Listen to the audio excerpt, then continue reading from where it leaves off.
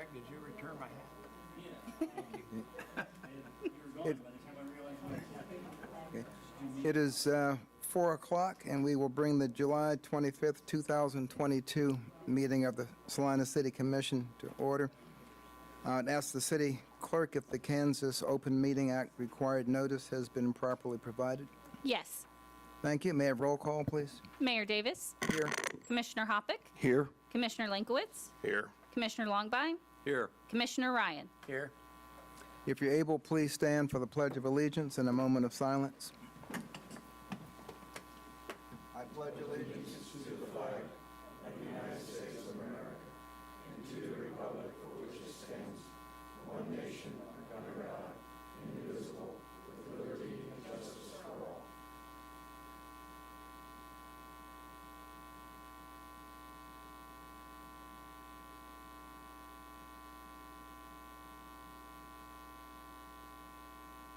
Thank you.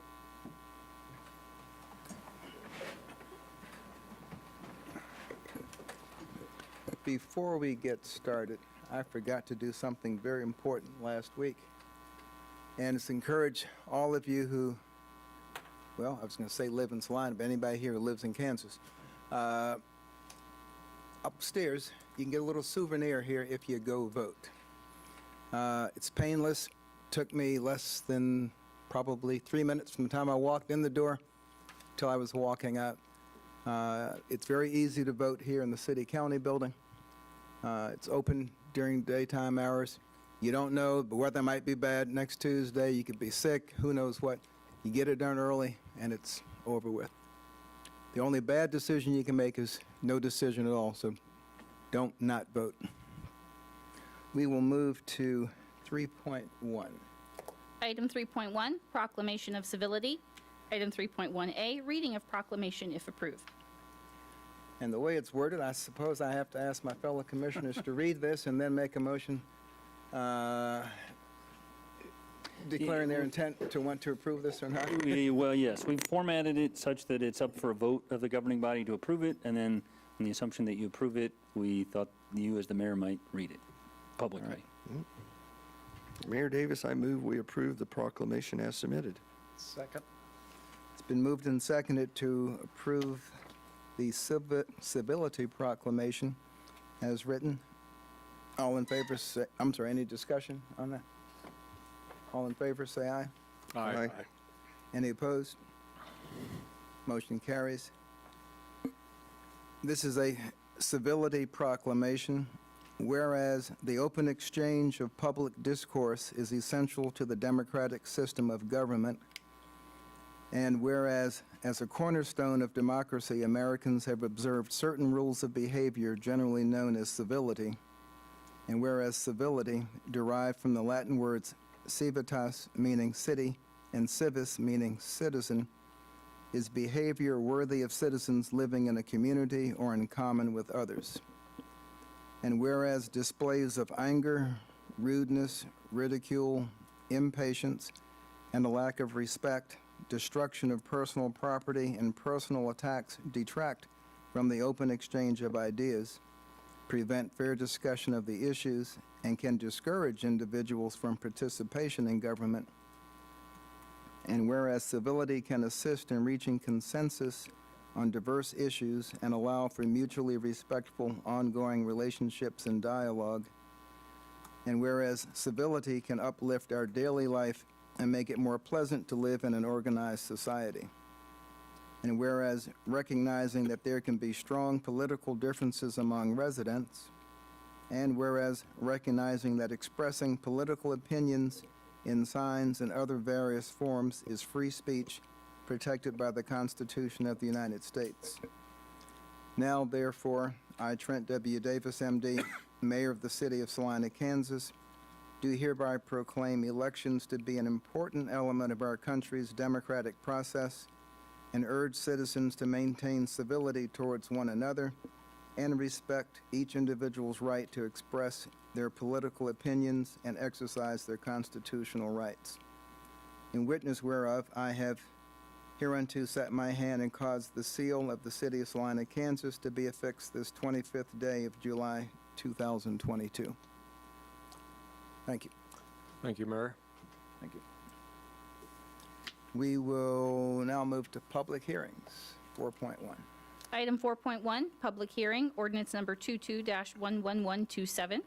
Item 4.1A, conduct public hearing and report on petition number 4420 filed by Terry Spriggs on behalf of Salina Concrete Products requesting vacation of a 20-foot east-west alley between Chicago Street and Broadway Boulevard abutting lots 1 through 7 and lots 8 through 14 in Block 8, and a 20-foot east-west alley between Chicago Street and Broadway Boulevard abutting lots 1 through 7 and lots 8 through 14 in Block 14 of the Elmdale addition to the City of Salina, Saline County, Kansas. Mayor Davis, due to a conflict, I'll be recusing myself at this time. Okay, thank you.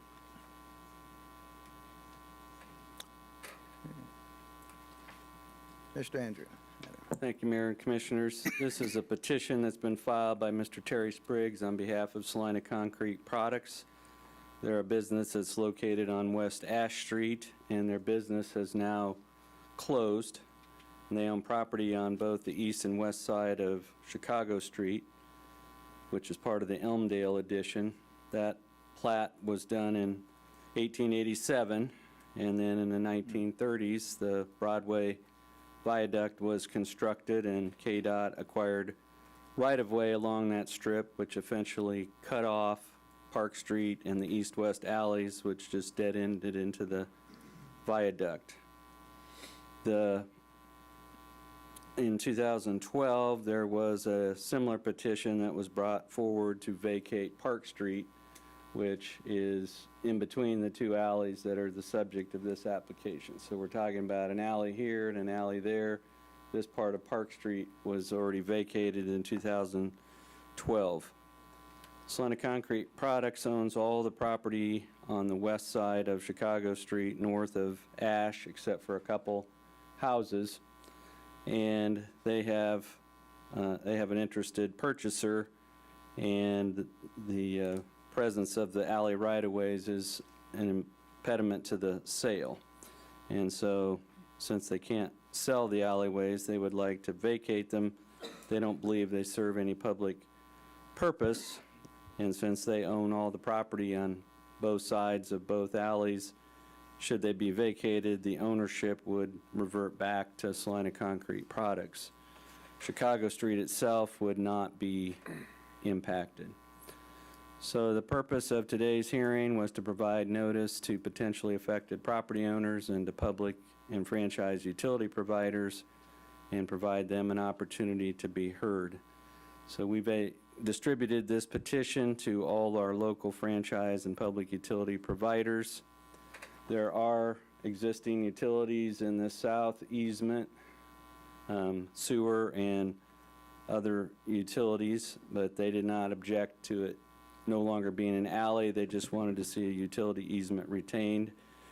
And then our General Services Division has requested that this area be retained as an access easement because it's their only means of getting mowers from Chicago Street over to the slopes of the viaduct to mow that area.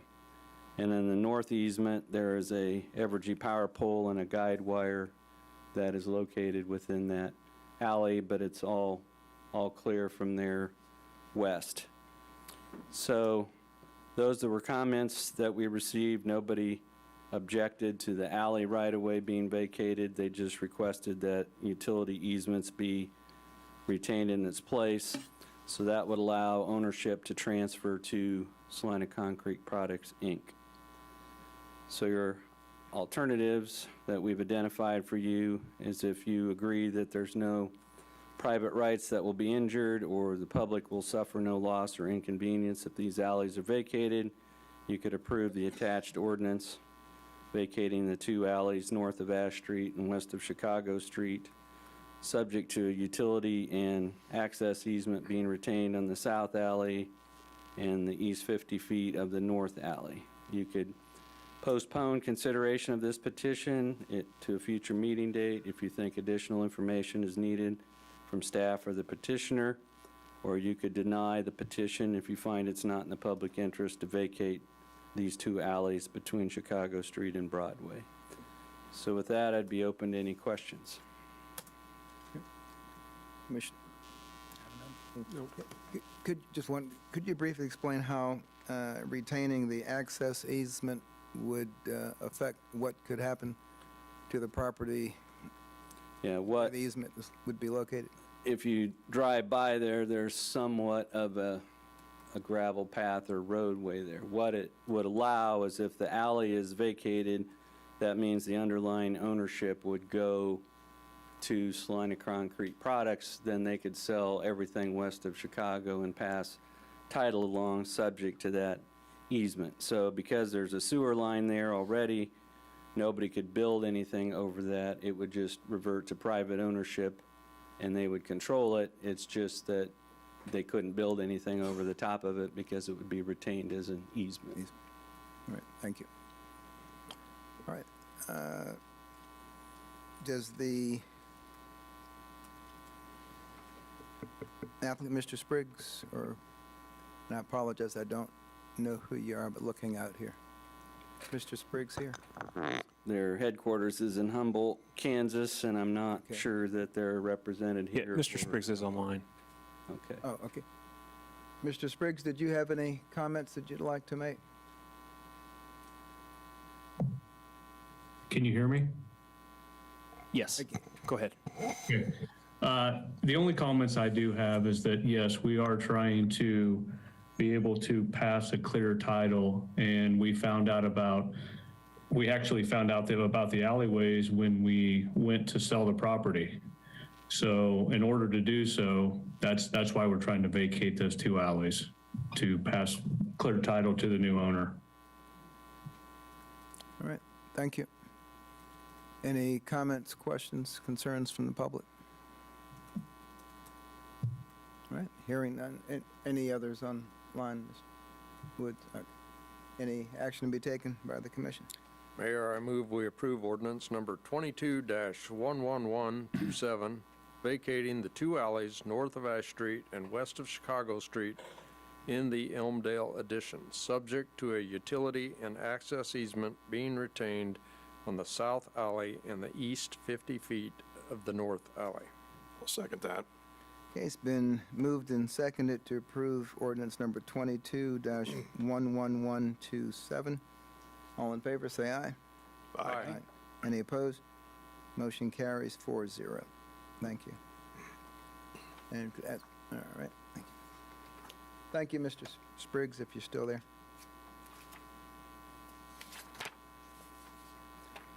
All right, we will move to 4.2. Item 4.2, public hearing, ordinance number 22-11128.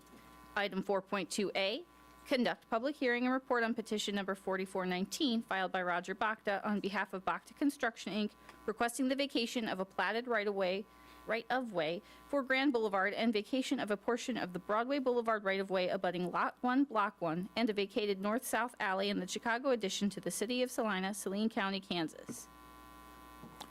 Mr. Andrew, looks like you're back up. Yep. We're back in my favorite subdivision, the Chicago edition, which was platted in 1887 and then changed a lot when the Broadway Boulevard bypass went in.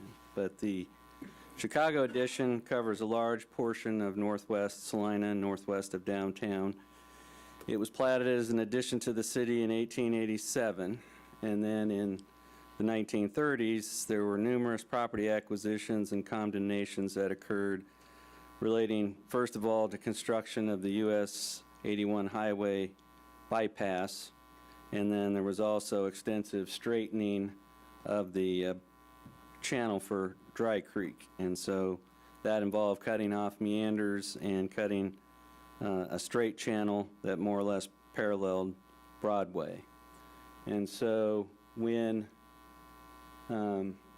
this property here is the only surviving private property from all that activity, and that is Lot 1, Block 1 of the Chicago addition. And then to the east of that, this is all Lot 2, Lot 3, Lot 4, which were platted lots, but which were taken by KDOT in 1936 as part of the right-of-way for the US Highway 81 project.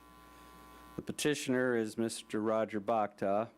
He owns the property across the street at the 8140 Motel, and he also has purchased the house on the south side of the street. So he is the owner of this property and this property here.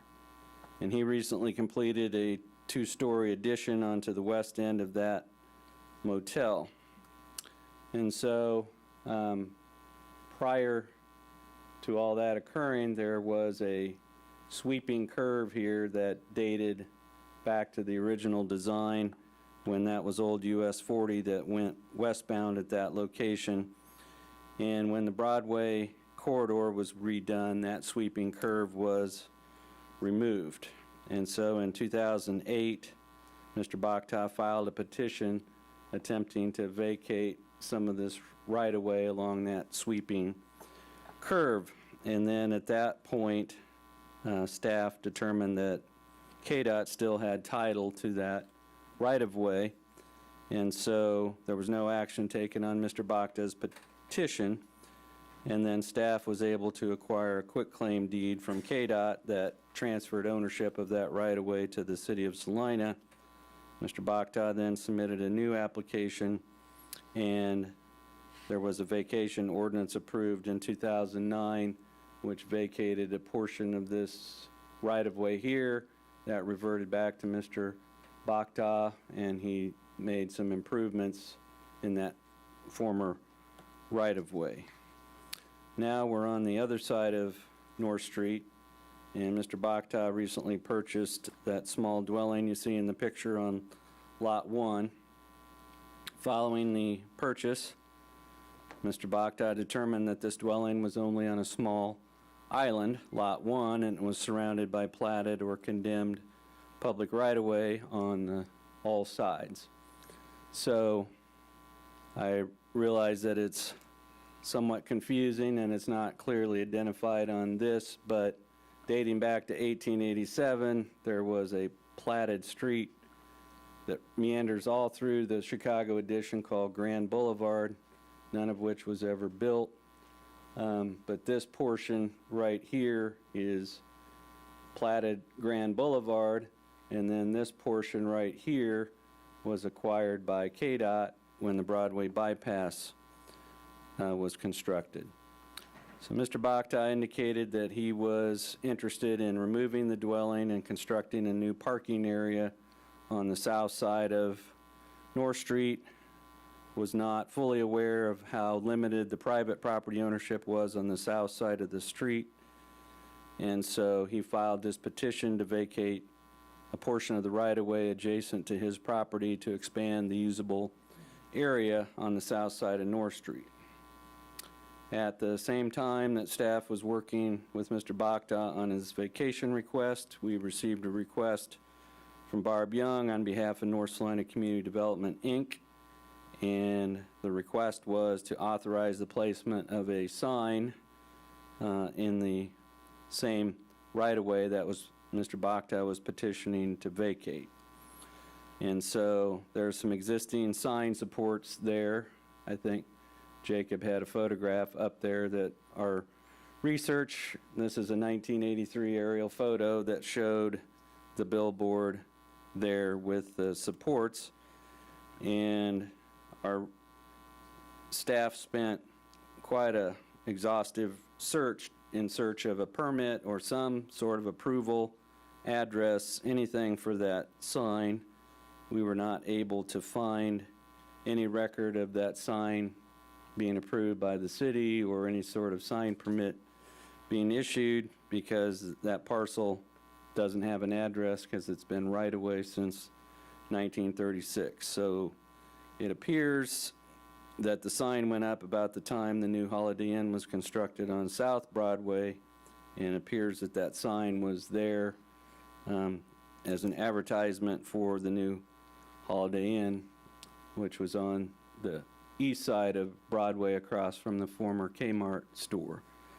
Then that closed in the 1980s, and the sign seems to have disappeared, but the supports remained.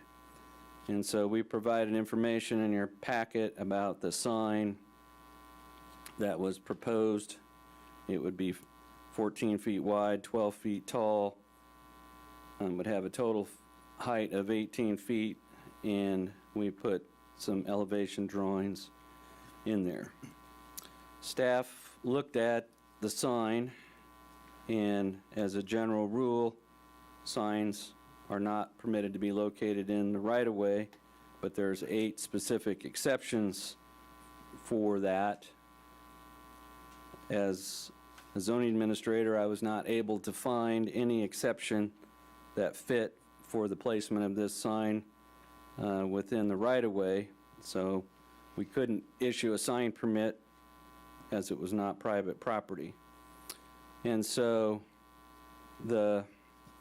we had 2 requests that were literally filed at the exact same time that both were going to come forward to this body, so we held a meeting on Tuesday, July 14th. That was attended by myself and Ms. Driscoll and Wayne Nelson from engineering, as well as Mr. Bakhta and Barb Young. We discussed a possible private solution that would allow possibly both requests to be approved, but that would require that Mr. Bakhta assist with relocating the sign supports closer to the intersection where it would not interfere with future parking. And then Mr. Bakhta could grant the sign easement to allow their sign on his property.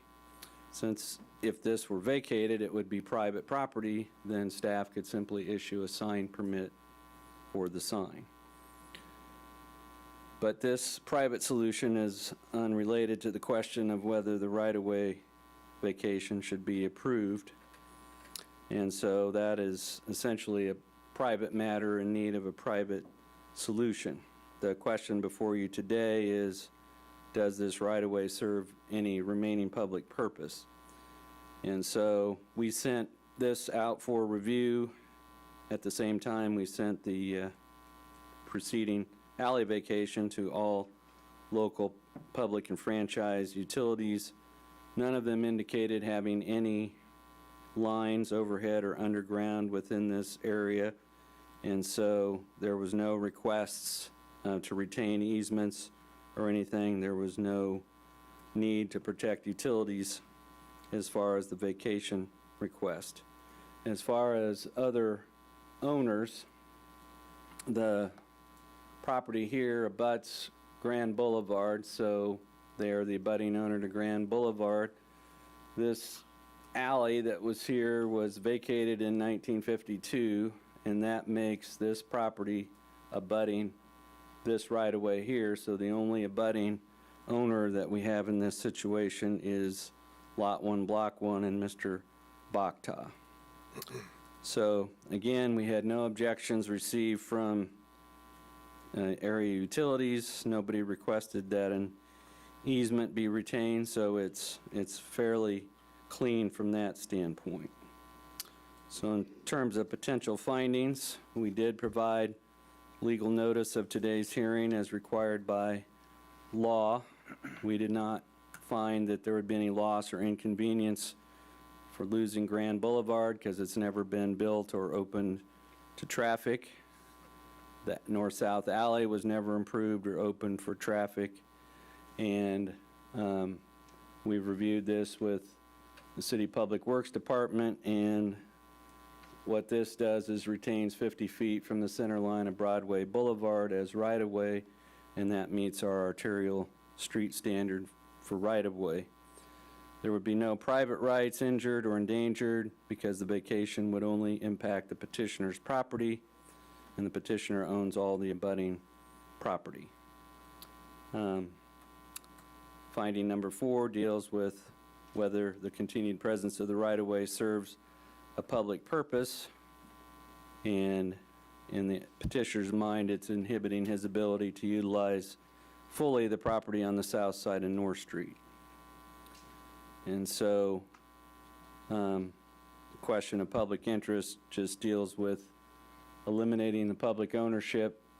There's no identified public need to maintain this right-of-way in order to maintain Broadway because we're retaining sufficient right-of-way here for North Street and Broadway, and that's why none of the utilities protested, because all of their utilities are out in this right-of-way that's going to be retained.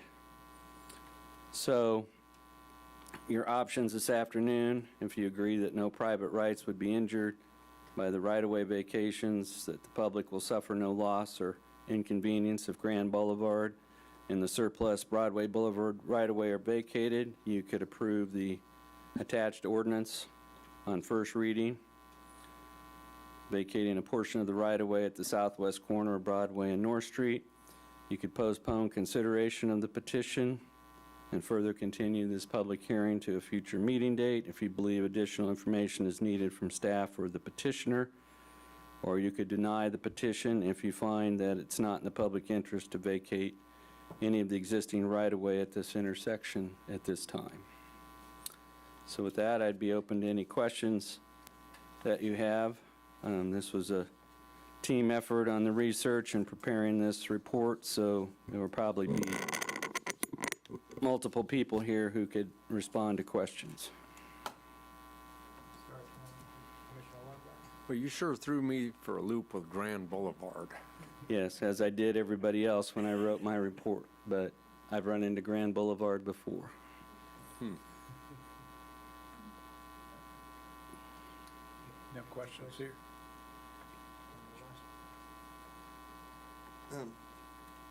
Guess it'd help if I turned on my mic.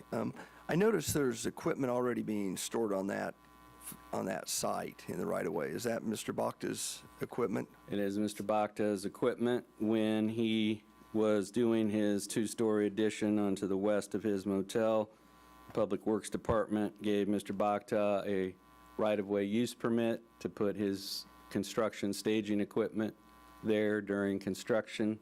That construction is now complete, and what is there probably should have been removed by now because the construction is over. I agree. It should have been removed. That leads into the fact of, I guess, one question is, what's the proposed use for this property? And two, if he's going to store stuff on that, what requirements does he have to meet? Because right now it's a little unsightly.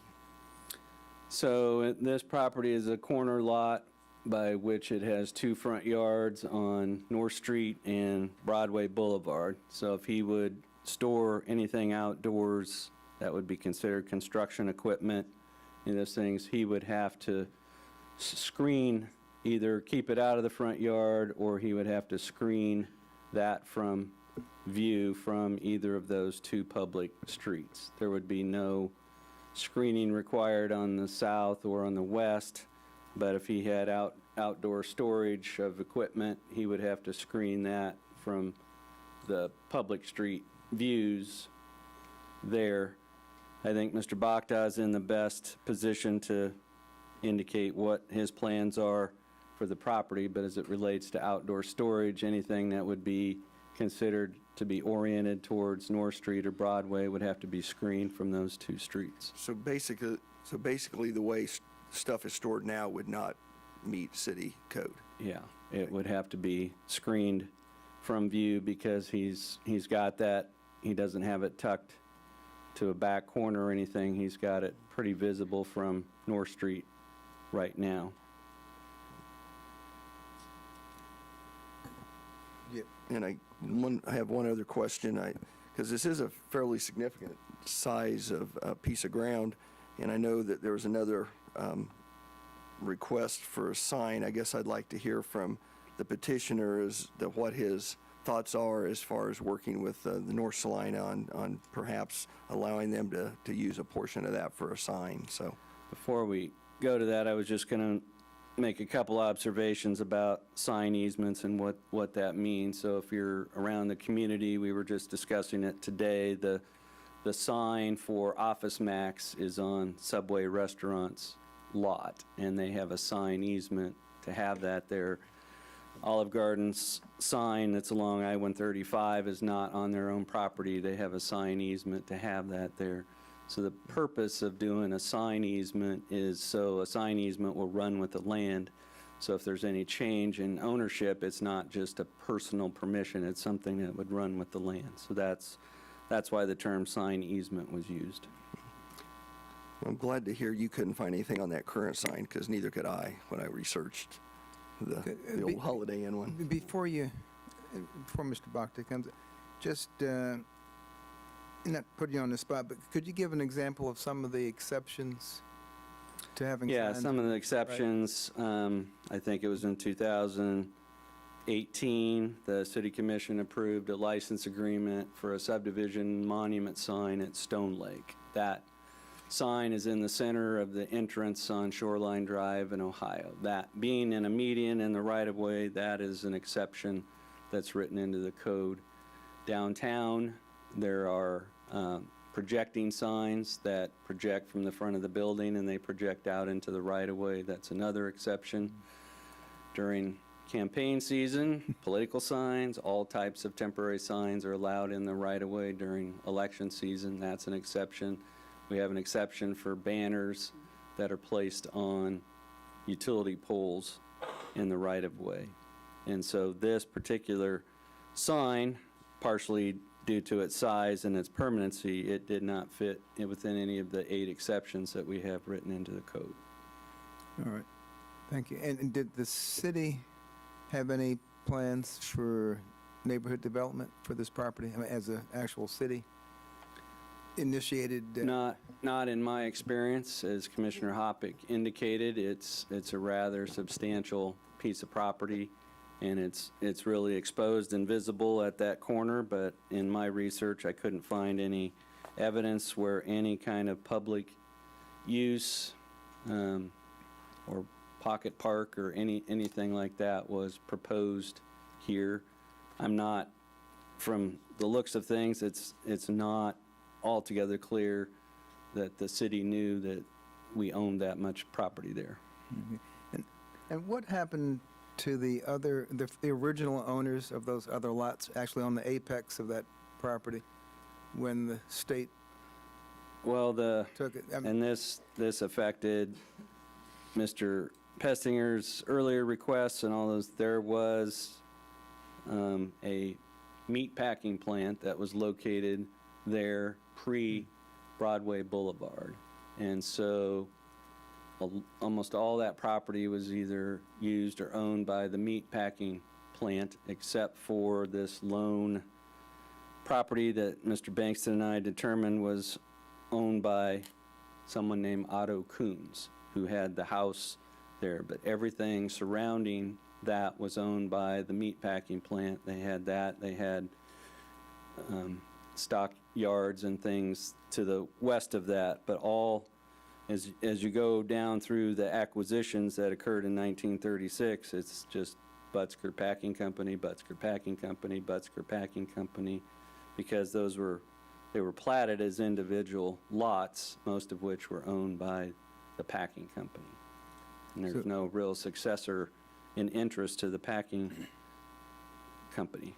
And that probably was going to be my next question. Is there any, so there's no successor to that, so that company, if it was still in existence, would be the one to receive the property if the right of way is vacated? Fortunately, that's Mr. Bankston's expertise, so I'm going to let him address that one.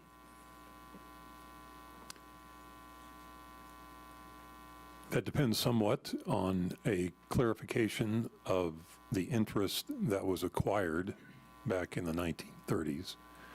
But to the extent that it would have been limited to easement, as is generally the manner in which property is acquired by KDOT for strictly roadway purposes, I believe it would have termination of that easement interest would have restored title in the original owner. So while we're on the subject, and I'll ask Greg to elaborate, but we're speaking of this as if it will revert back to Mr. Bhakta, and we're kind of leaving the impression that we are the arbiters of who receives that property. But I think it's worth elaborating a little bit that how the process actually works. We just make a determination of whether we intend to vacate, and then there's some statutory provisions that dictate ultimately who's the beneficiary of that vacation. Well, and the reason I'm asking, I'll dummy down my concern. It would appear as though the original owners of that property would receive it rather than the person with the property next door, unless that property was given up for, I'm just trying to figure out what happened to the owners of those other lots. And do they have any interest in the property now? We have the phenomena here, as you heard, of two different means of acquisition. We have the dedicated Grand Avenue, Grand Boulevard, and vacation of dedicated right-of-way. We have some guidance statutorily as to how that reverts. A suggestion that I was going to make based on this further review of the title matters is that, as you may have noticed in the draft ordinance, as is customary, when we are vacating what is dedicated right-of-way or alley right-of-way, just as you did moments ago, we can look to that statutory guidance and make an indication in the ordinance of how we expect that correctly reverts. My suggestion on the further research that we've been able to look at even since the packet went out is that my recommendation would be that we simply refer, if you choose to vacate the right-of-way there, that we simply indicate that it reverts in accordance with Kansas law. As Mr. Scragg indicates, I'm certainly not a district court judge, nor am I the Court of Appeals, nor is the commission. And that when you get into the questions of how that reverts, I think we should probably be in a position where if that is to be determined, or if there is any question as to that it be judicially determined rather than us attempting to speculate.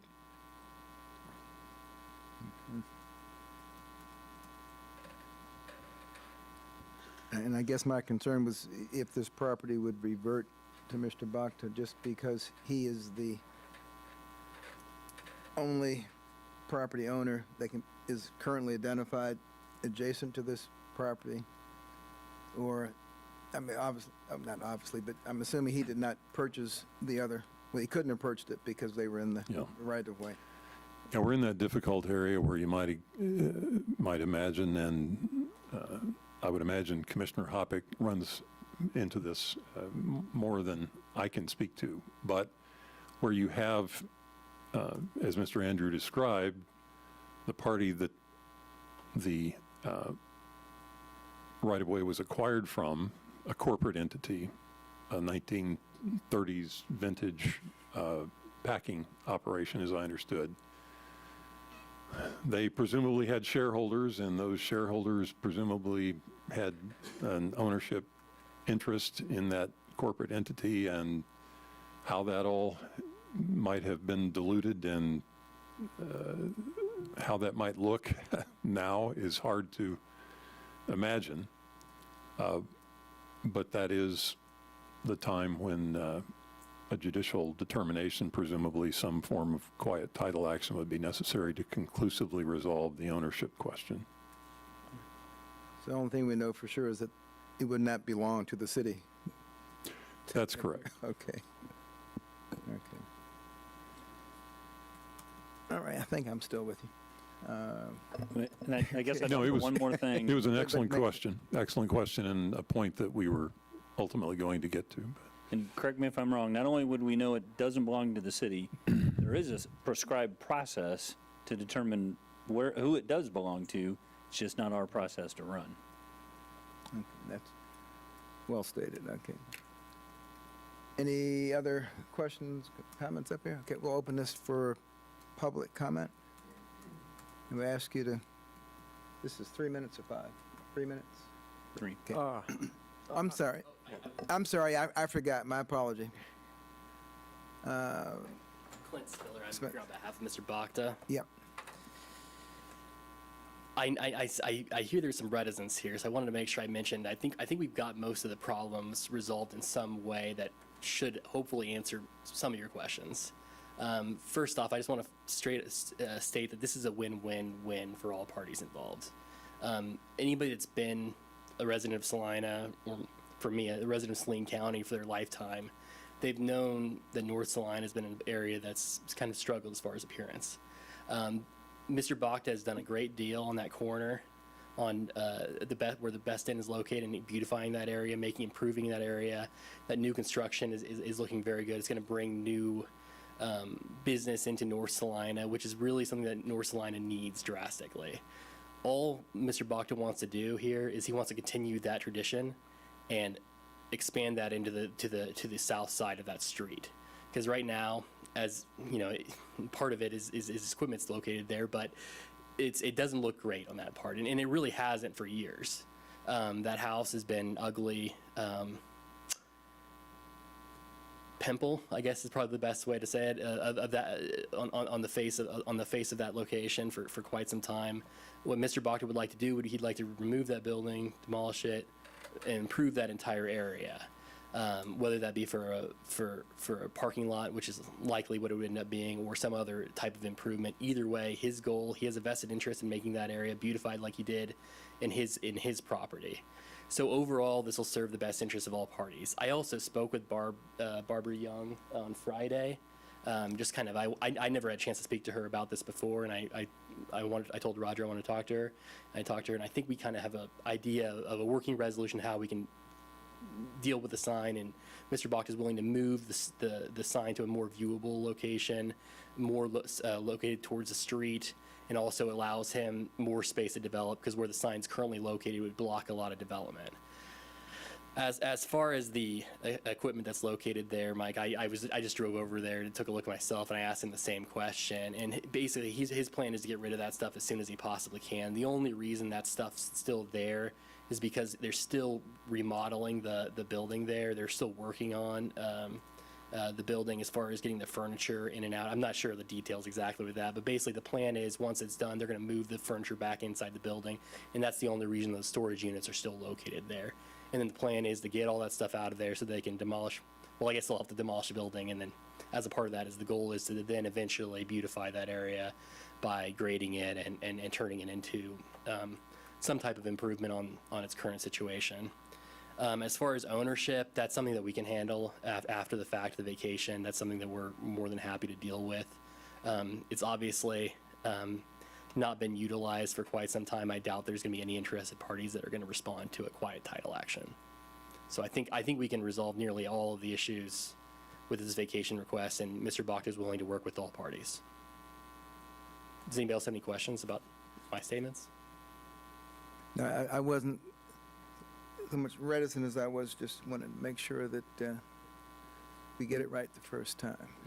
Yeah. Well, thank you very much. I appreciate it. All right, thanks. Any public comments?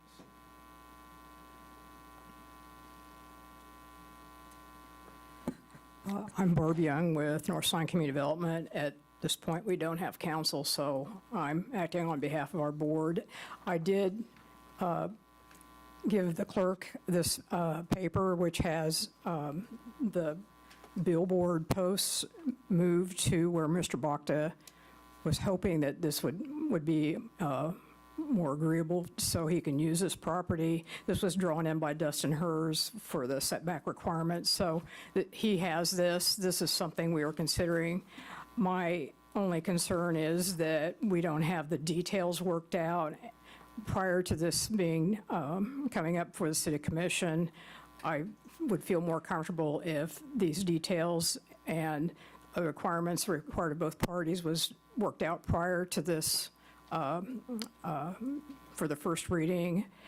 So far, the only thing that we've really talked about has been the relocation, and I wanted to emphasize that North Salina has been a good partner. We have a license agreement at Five Corners. If you look at that, that's well-maintained. Plus, we have numerous license agreements with the little libraries at the bus stops around town, and so there's no problem with us maintaining it. This is through a grant that we received through Dane Hansen, and we have money to refurbish the billboard. We don't have funds to move the legs of it, which he has offered to do for us. I would just like all of that lined out and detailed, and I think I would feel pretty confident about that. But at this point, there's a lot of moving parts that we aren't really sure about. So that's where I'm coming from. I think Den has done a good job outlining everything else, so I really don't have anything to add other than that. Thank you. Ms. Young, if you get to visit some more with Mr. Bachta and his representatives, do you think between first and second reading, you could get the kind of assurances you're hoping for? Yeah, me too. Between first and second reading, do you think we can get the kind of assurances you need to have that sign requested? There's some legal stuff here, my understanding, between first and second reading about details. Oh, I think that aspect could certainly be addressed. The one that I was addressing is strictly a matter of that one section that refers to how the property reverts, and it would simply make reference to it reverting in accordance with Kansas law. And I don't know if Mr. Spiller has a thought on that, but that seemed to be the best way to address that. I'm fine with that solution. That's something we can handle on the back end. My only issue with I don't know if you can you condition approval of a vacation request on the voluntary easement agreement being placed there? That was a question I had for you, I guess, Mr. Bingston. Because I was under the understanding that you cannot condition it. That is a good question, and that's not the commitment to the private agreement is not something that we would normally be able to condition the analysis of and the determination as to whether the vacation should be granted. The only caveat I would associate that with is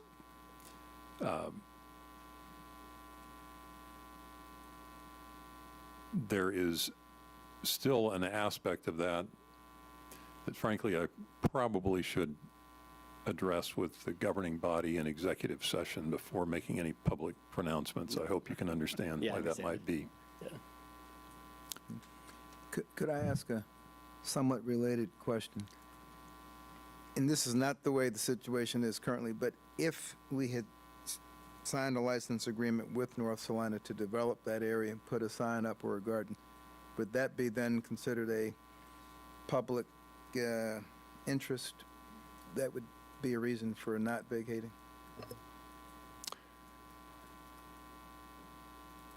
If there had been one in place at the time that the vacation, Right.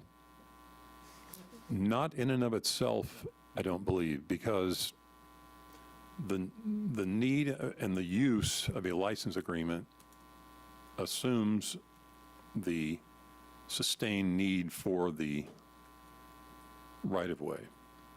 Does that make sense? I mean, Makes sense, yeah.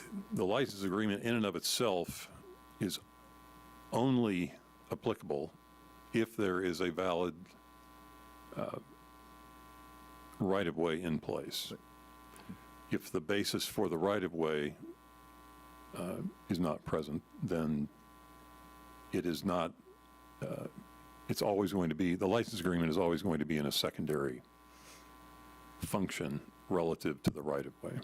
And then if I could, I would add that our license agreement language consistently calls out that it could be subject to revocation by the city, basically if deemed no longer in the public interest to maintain the license agreement. So there's no enduring obligation in perpetuity. It's subject to revocation at the discretion of the city. It's a good point. What I would suggest, as far as we're fully on board with the sign, as far as if there's any concern about that, our primary concern with the sign is that there are some details that have to be worked out that will take some time to work out. We'll have to get a legal description for where the sign will be located. To get that, you need to have a survey done for where the new sign location will be. I don't know how long that would take to get. I imagine it'll take longer than the second reading. What I would suggest doing is, because we're committed to putting the sign up, we're willing to make some written agreement as far as our commitment, how far that goes. But there's certain things that we do have questions that have to be answered ourselves. Number one, we need to have like a condition that, the sign has to be maintained, and if not, the easement be revocated. Our primary concern is what if this North Salina community development, did I say that right? I hope I got the name of the right entity right. If that entity for some reason stops functioning at some point, or if the grant stops funding it, what will happen to the maintenance of the sign at that point? After some years, as seen with the property as it currently is, that this happens all the time. So we'd want to make sure that there's condition for that, and that the sign's built well, and it satisfies good characters, like as far as like appearance and visibility. We want to make sure it looks good in that area. But otherwise, we're fully on board with the sign, but we have to work out the details. We're willing to make a written agreement sometime between this meeting and the next meeting that hopefully will cover those bases. But as far as the fine details of it, it'll take quite a while to get that worked out. So, and Mr. Bach is also willing to move the sign posts as they currently are and go through the expense himself and donate that money, donate his service to the community development by moving that signpost as well. So, Thank you. Mayor, I'm sorry. Go ahead.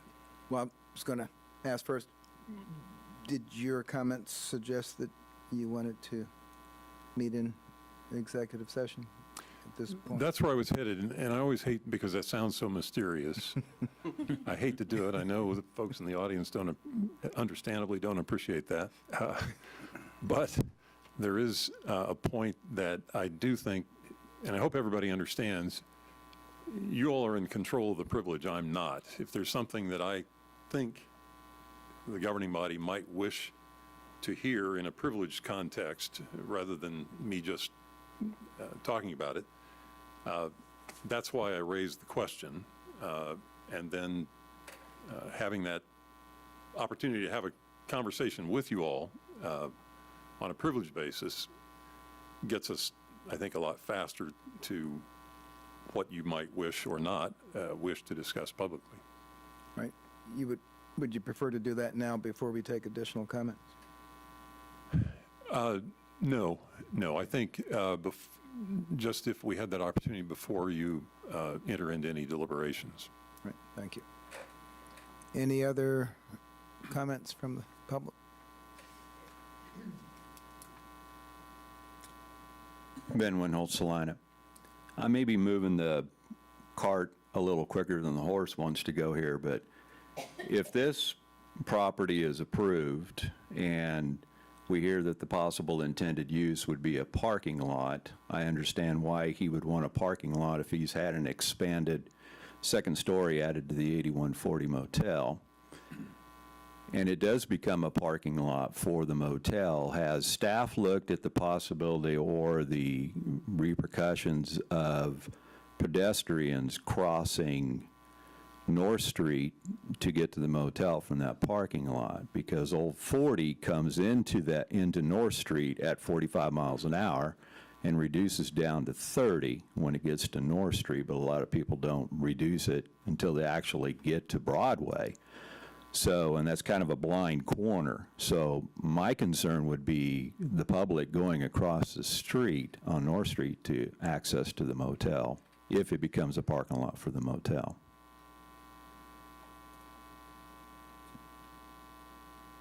Point. I'm sure the property owners were listening, and we'll add that to the list, but if you feel free, come on back. I agree. That is putting the cart before the horse a little bit. That's the next step. You know, you just have to go through these step by step by step. You know, you'd have to get the permits to even build the parking lot in the first place, which would require answers to all these questions. So I think that would be that's not necessarily a question to be answered here, but that's something that would need to be answered before the parking lot can be constructed. Okay, thank you.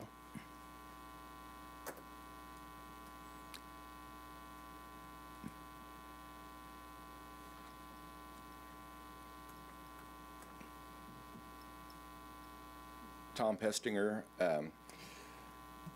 The property, I think where the meat packing plant is, I believe that's the property I own right now. That's adjacent to that. And I really appreciate Mr. Bachta wanting to clean that corner up because it is a mess. Matter of fact, if we would have went through with the company business that we were going to do that, or we were going to pursue buying that just to get that corner cleaned up. So I think as far as, if there's anything as far as previous owners of that property that I believe I own that now, I don't have a problem with what he's doing here for what that's worth. We have talked about possibly putting up a sign for whatever goes in there, but there again, that would probably be between Mr. Bachta and us after this happens. And just to make sure we're in the same page, you're talking about the property that basically creates the apex of the Yes, triangle? just right across the creek. I believe that was a whole that's where the meat packing plant, they own that whole area right there, other than the house, so. Okay. Sounds like we have some folks here who can help write a detailed history of North Salina here. Anyone else? All right. Would there be some suggested wording? Yes. Yes, okay.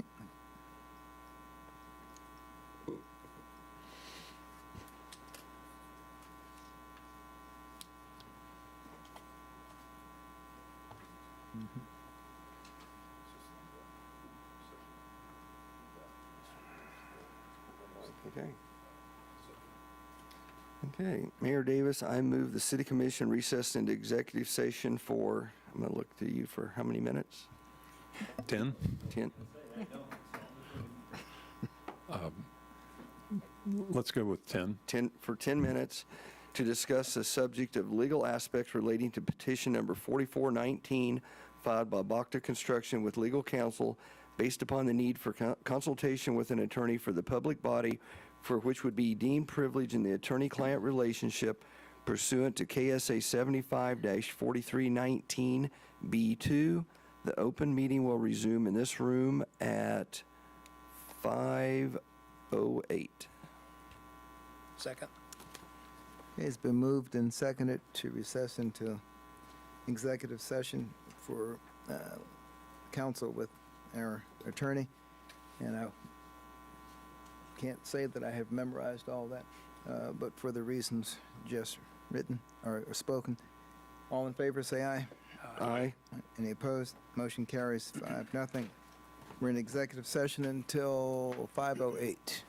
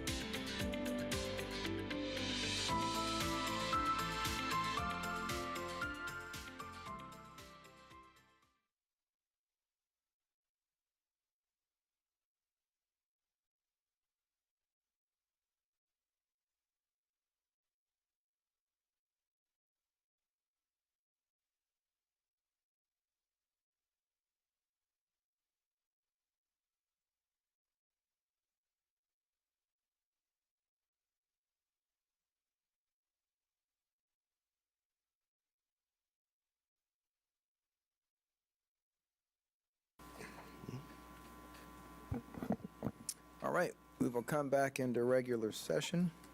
Thanks for the indulgence. I believe Commissioner Hoppig. Yeah, I'd like to make a motion, but before I do that, I'd like to just make a brief comment that this is a little bit of an unusual situation that we've kind of run into. I do believe this can be a win-win situation for both North Salina, for the city of Salina, and for Mr. Bakta. I would like to thank Mr. Bakta for what he's done to the hotel up there across the street. He's really improved that corner, and I think that's he's also had some other projects up there, and I do believe he has North Salina in the best interest. His attorney has come forward and stated they'll work with the North Salina group on the sign, and I do believe that they will do that. I've worked with Mr. Spiller and Mr. Bakta before, and I do believe their word is worth something. And so with all that being said, I would like to see that corner improved. I do not believe there's a reason for the city to continue to hold that right away based on where that sits. So, Mayor Davis, I agree that no private rights will be injured by the proposed right-of-way vacations, and that public will suffer no loss or inconvenience if the Grand Boulevard and the surplus Broadway Boulevard right-of-way are vacated. The commission should approve ordinance number 221128, vacating a portion of the right-of-way at the southwest corner of Broadway Boulevard and North Street. I'll second that. Okay, it's been moved and seconded to approve ordinance 22-11128. And I would like to add just one other piece of clarification. One of the, our major purpose here is to decide if the reason for which the right-of-way was originally created or taken still exists. And if it doesn't, and there's no public interest in keeping that property for that purpose, then we would have no reason to not vacate it. And if I stated that correctly. I believe so, yes, Mayor. All right. And that's the major question that we're being asked today. We certainly want to help the other project along, but in and of itself, it's not germane to the basic question that we have to ask or answer today. Any other comments? Mayor, if I may, just on that note earlier about the reference in the ordinance to the reversion and recording, if Mr. Scragg agrees, we can probably provide you with final language on that for second reading, and that no need to address that today, but we will. And that would be referencing It'd property. be a more open-ended statement about it, that it's just vacated without indicating transferring to Mr. Bakta. That would be left open-ended. That it would revert according to Kansas law. According to Kansas law. Yeah. Right. All right. Okay, all in favor, say aye. Aye. Any opposed? Motion carries 5-0. Thanks, everyone, for coming, and please continue your conversations. All right, thank you.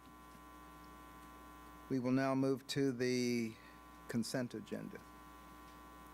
Item 5.1, approve the minutes of July 18th, 2022. Was 5.2 removed? Oh, apologies. I'm sorry. Item 5.2, consider awarding the bid for project number 22007, 2022 Brick Street Repair to Bryant & Bryant Construction, Inc. of Halstead, Kansas, in the amount of $128,321, with a 5% construction contingency for a total project authorization not to exceed $134,737,005, and authorize the city manager to execute a contract with Bryant & Bryant Construction, Inc. upon fulfillment of all prerequisites under the bid documents. Is there either item that a commissioner would like removed from the consent agenda? If not, entertain a motion to approve Mayor, the I consent. move we approve the consent agenda as read. Second? Second, been moved and seconded to approve the consent agenda. All in favor, say aye. Aye. Aye. Any opposed? Motion carries 5-0. And now to administration 6.1.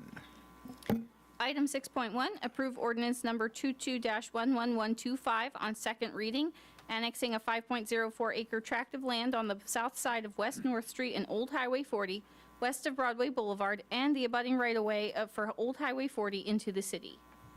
Right, this issue was discussed and approved on first reading on July 18th. Mayor Davis, I need to recuse myself real quick. Okay.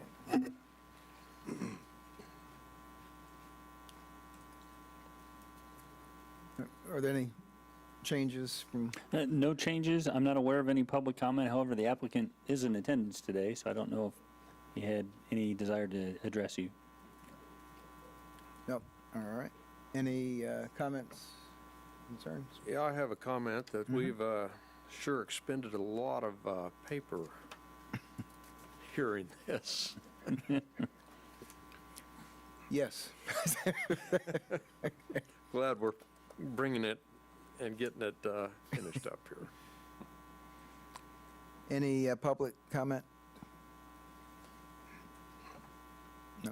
All right. Mayor, I move we approve ordinance number 22-11125 on second reading. I'll second that. Been moved and seconded to approve ordinance 22-11125 on second reading. Have vote by roll call, please. Commissioner Hoppick? Oh, excuse me. Commissioner Linkowitz? Aye. Commissioner Longbine? Aye. Commissioner Ryan? Aye. Mayor Davis? Aye, that motion carries 4-0. And, all right, thank you.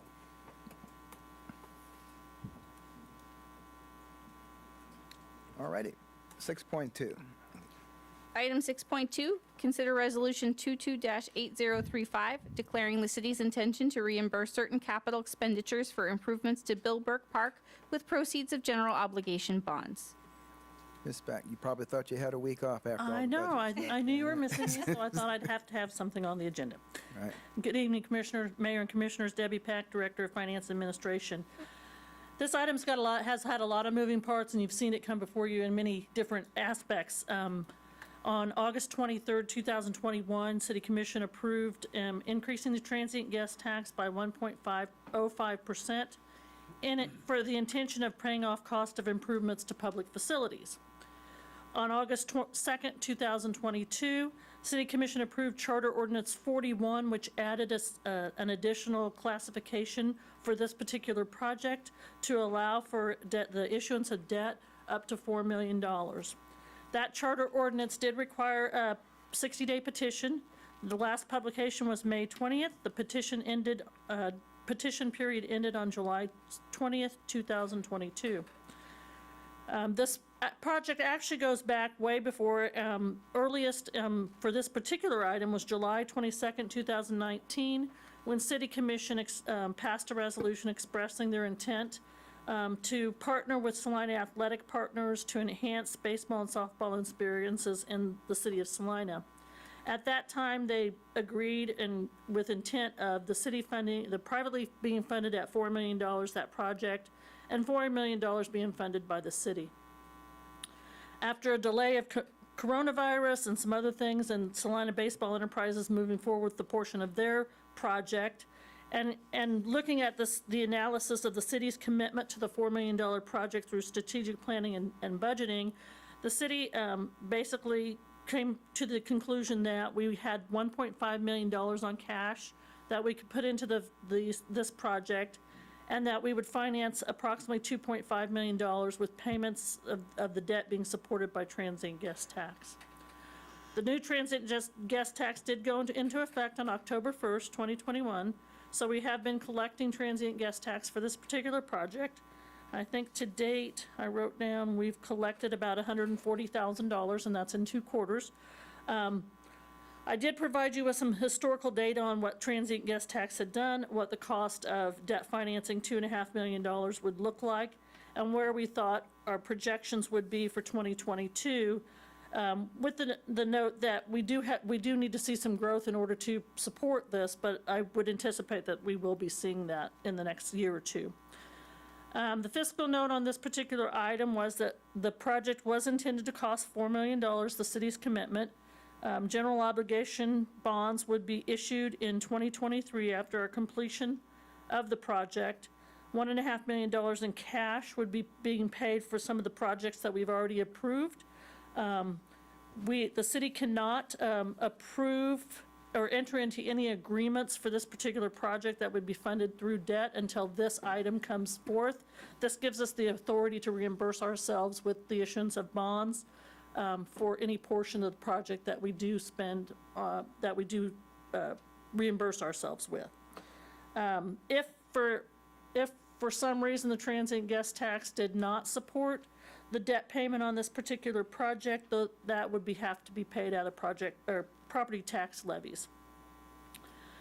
So I brought forward to you 4 action item options. You could adopt Resolution 228035, declaring the city's intent to reimburse certain capital expenditures with proceeds of general obligations not to exceed $4 million. You could adopt the resolution with amendments as you deem appropriate.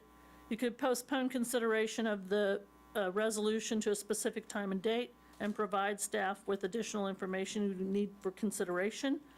Or you could not adopt the resolution and direct staff to take alternative action. Staff would recommend option number 1.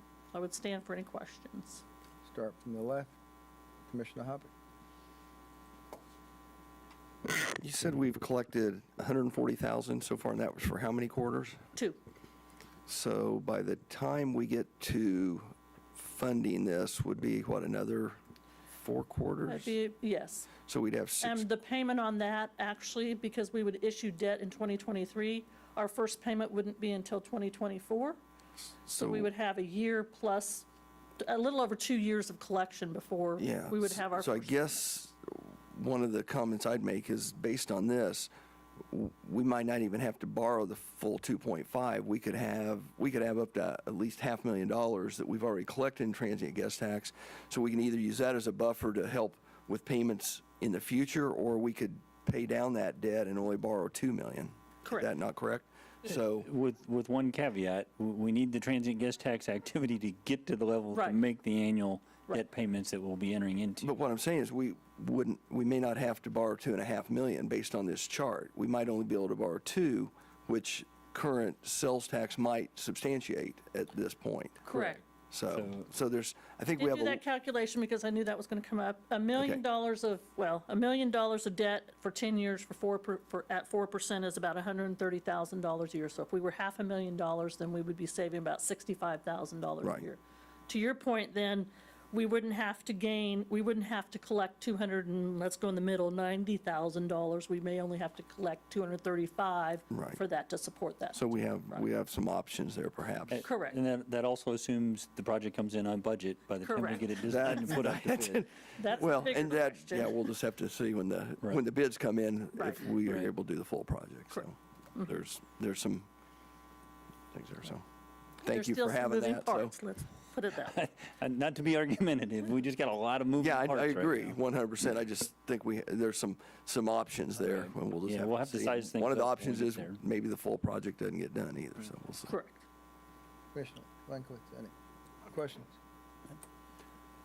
Your 140,000, was that from 4Q and 1Q, or? Yes, it started in October 1st, so we don't collect that sales, just like sales tax, for 2 months. So that was 4Q and 1Q of 2022. We should have the numbers for the second quarter. I didn't have them available, but we should have them any day Yeah, now. so I'm guessing those are probably the down quarters, aren't they? Actually, I think Terms when I of travel. looked, the fourth quarter is one of the higher quarters Oh. in the cycle of collection, and then it moves toward the end of the year, it goes up. And- You would think the summer quarters would be and I higher, but do we know don't collect that till later. Room rates have gone up substantially, which will Right. help the transient guest tax Right. too. So based on some numbers I just saw at the tour visit Salina. It's probably gonna go up this month. Yeah. The golf tournament, the car show. Yes. Yeah. We won't see those numbers until we get our October distribution. All right, any questions, concerns from the public? Bring it back to the commission for action. Mayor, I move we adopt resolution number 22-8035, declaring the city's intent to reimburse certain capital expenditures with proceeds of general obligation bonds not to exceed $4 million. Second? Okay, it's been moved and seconded to approve Resolution 22-8035. All in favor, say aye. Aye.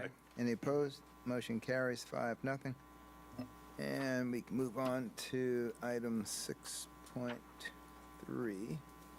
Item 6.3, community forum discussion.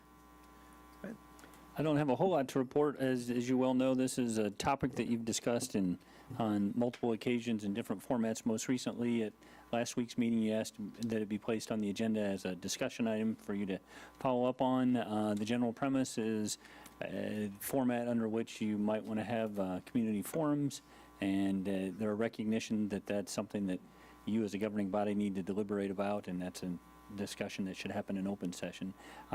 With respect to technology, staff's looked at that a little bit. If you were to have an off-site meeting, we could broadcast on YouTube and then rebroadcast on community access, but we wouldn't have the ability to live broadcast on community access. And then just depending on the venue, we'd have to respond accordingly in terms of sound system and microphones. That may either require purchasing some microphones to supplement our inventory. As you know, we're transitioning from Salina Media Connection and have some equipment, but may need to supplement that anyway. Or depending on the venue, if it's large enough, it might be more appropriate to rent a sound system. But that really depends on what you decide as part of your deliberations. I don't want to have that be a hindrance in any way. We can certainly accommodate whatever it is that you might have in mind. Right. This is just an open conversation, since we don't want to have violation of Open Meetings Act discussing it amongst ourselves between meetings. So, issues to consider would be number of sessions, when we want to get started, frequency of sessions, and the format. Do we want it to be just a pure listening session? Do we want groups to sign up and present us what they're doing in the neighborhoods, projects they'd like us to be interested in, some combination? And that's just a basic framework, but just to get the conversation started. I'll just start with Commissioner Lombine. Yeah, I had a little time to think about this, and, a question I have is this going to be, do we want to make it voluntary? For the commissioners? Or? Yeah, the Oh, commission. okay. Which is, I think it probably should be voluntary. And the moderator, do we want to have a moderator or just an open have at it discussion? And I think Mr. Schrag covered the media part. And then location. I think somewhere off-site from the formal meeting would be appropriate. And a time limit. I would say 90 minutes.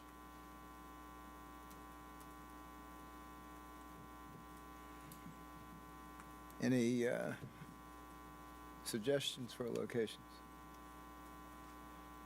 The ones that came to mind were Friendship Center and Carver Center. I don't know if anyone has any other ideas. I can see the bill. Salvation Army might, and of course I'm Salvation Army. speaking on behalf of. I believe Mr. We Blanchard. haven't had asked them, mentioned- but a location near Mr. there. Blanchard had mentioned at one point he had a location that would be available. Okay.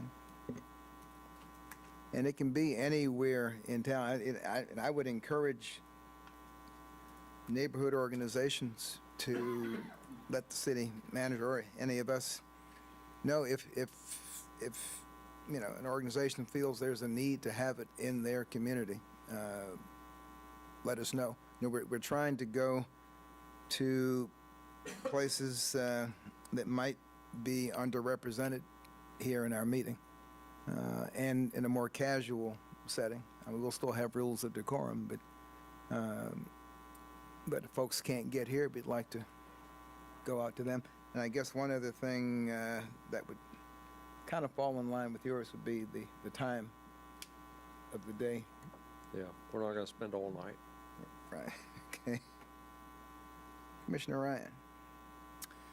Well, I have some reluctance about tasking staff with this. It seems to me they have quite enough to do. I'm reminded of goals for Salina's effort back in the 90s, where they solicited community input on things that were of value by the community, for the community.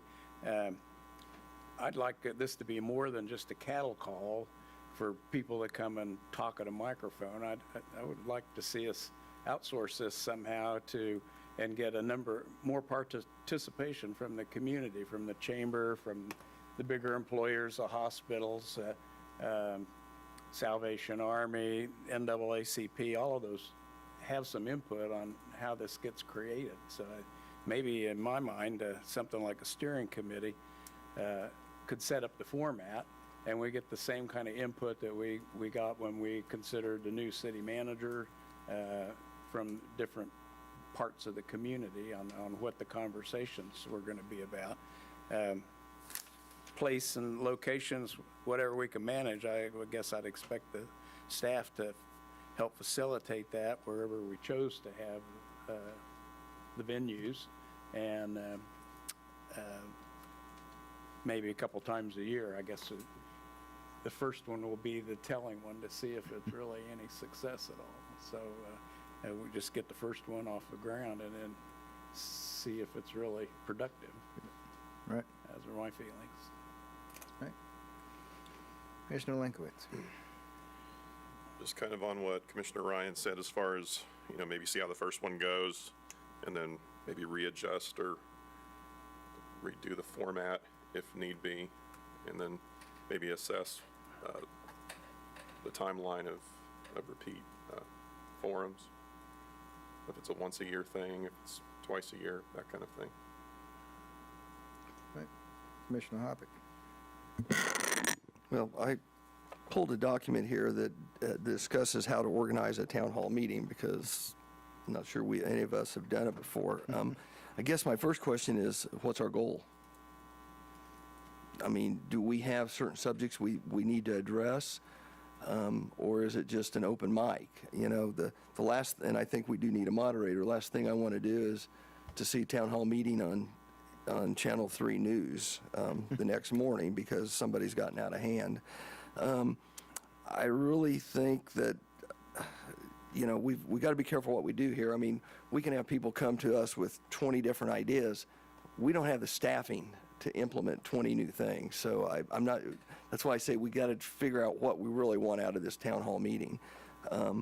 I would probably suggest that we open it up to the public to email us some topics before we even really get into it. And I think if there's certain topics we need to address, maybe we address one or two at a town hall meeting.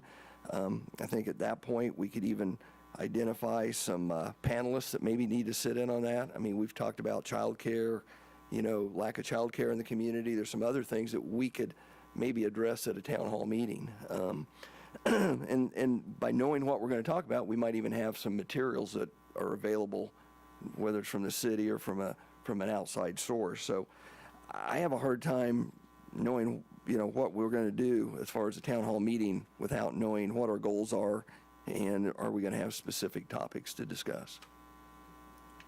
Very good point on all of them. And probably the only thing I have to add to that, I would like to get neighborhoods to bring ideas to us, let us know what you're doing, the good that's going on, things that you don't like. But, I don't know if I want to get as prescriptive or as restrictive as the school board and make you sign up ahead of time.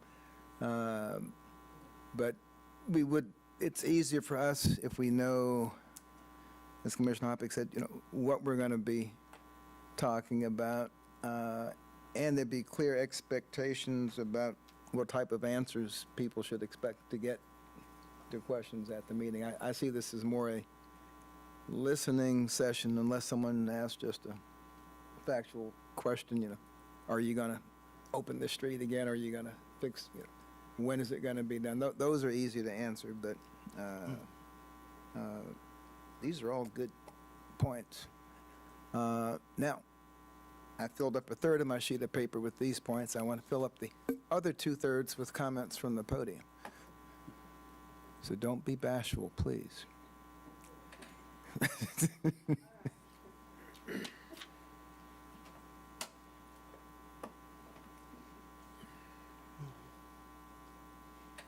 Sherry Harp, I'm missing my twin, so she won't be up here talking either, but I appreciate you Could you thinking pull the about it. microphone down a little bit? There you go. Oh, Thank am you. I like you commissioners, you talk away from them? See, that's what happens, yeah, but thank you for addressing that, but, yeah, I really, I mentioned it to Commissioner Hobbick quite a while back, and it should be a topical thing, and I think, you know, an evening meeting so that people can come.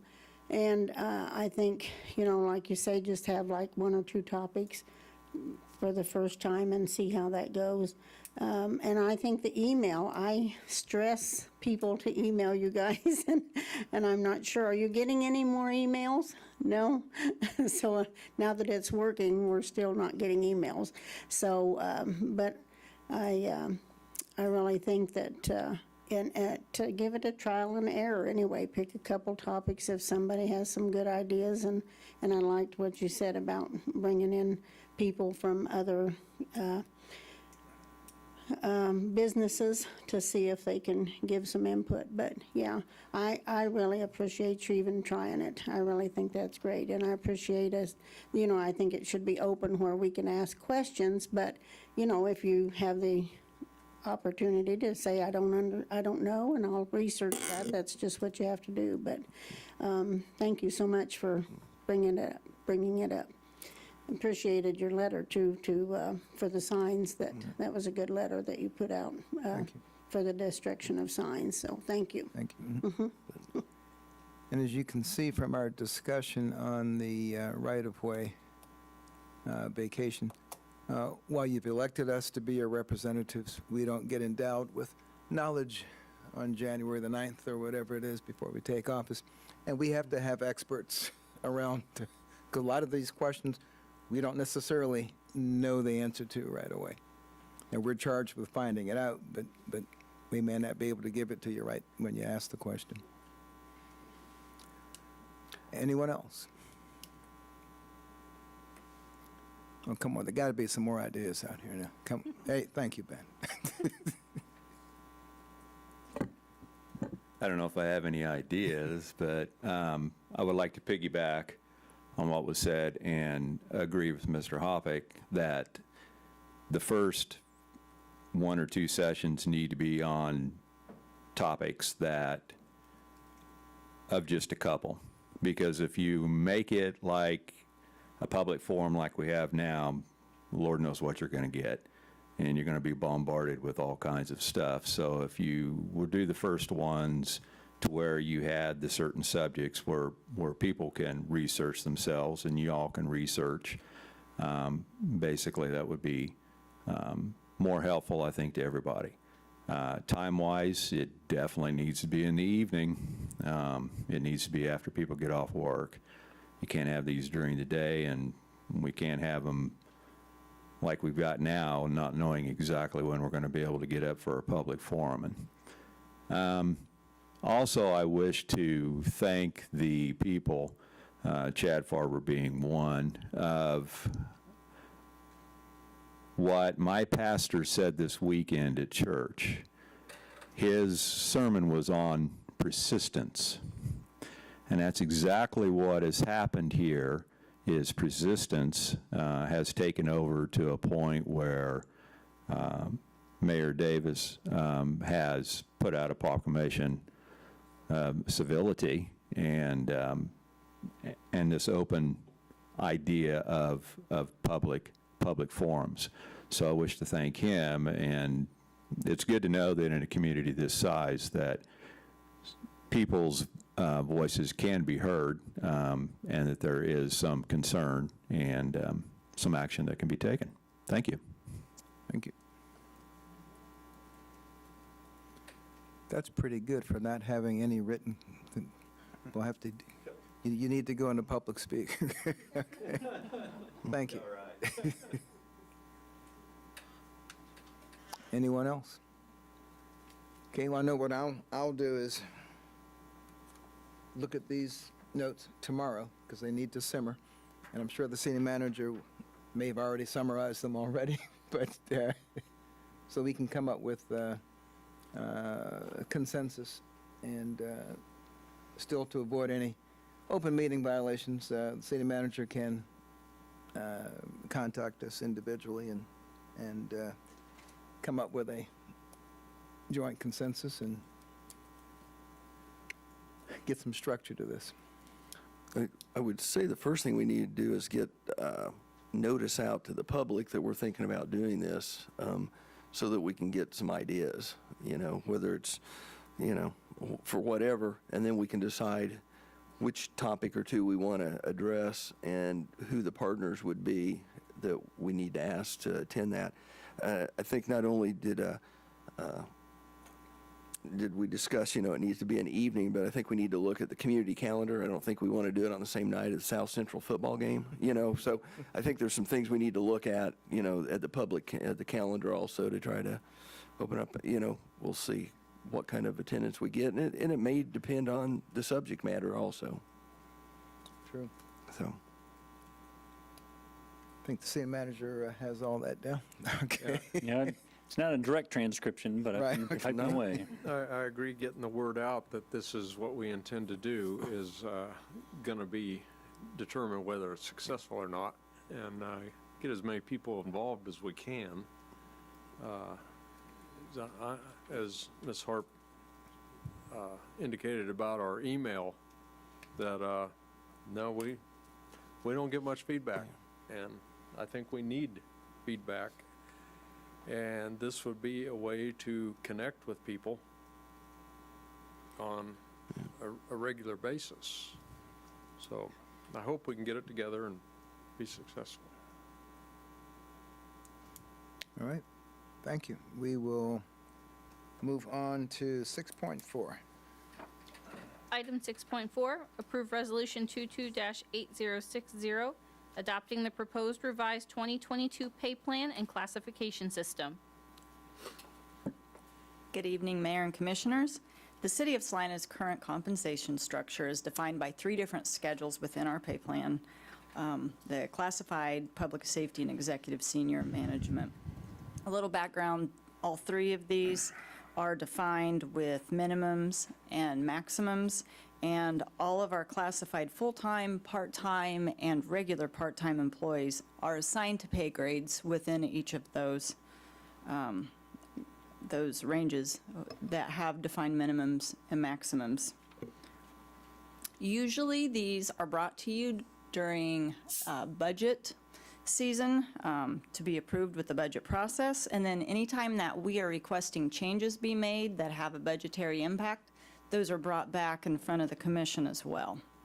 As a sidebar, we do maintain a pay plan administrative document that's more of an internal operational type document that guides staff how to manage changes and administration of employees in those, so that we ensure equity and consistency as we manage employees within those 3 schedules of our pay plan.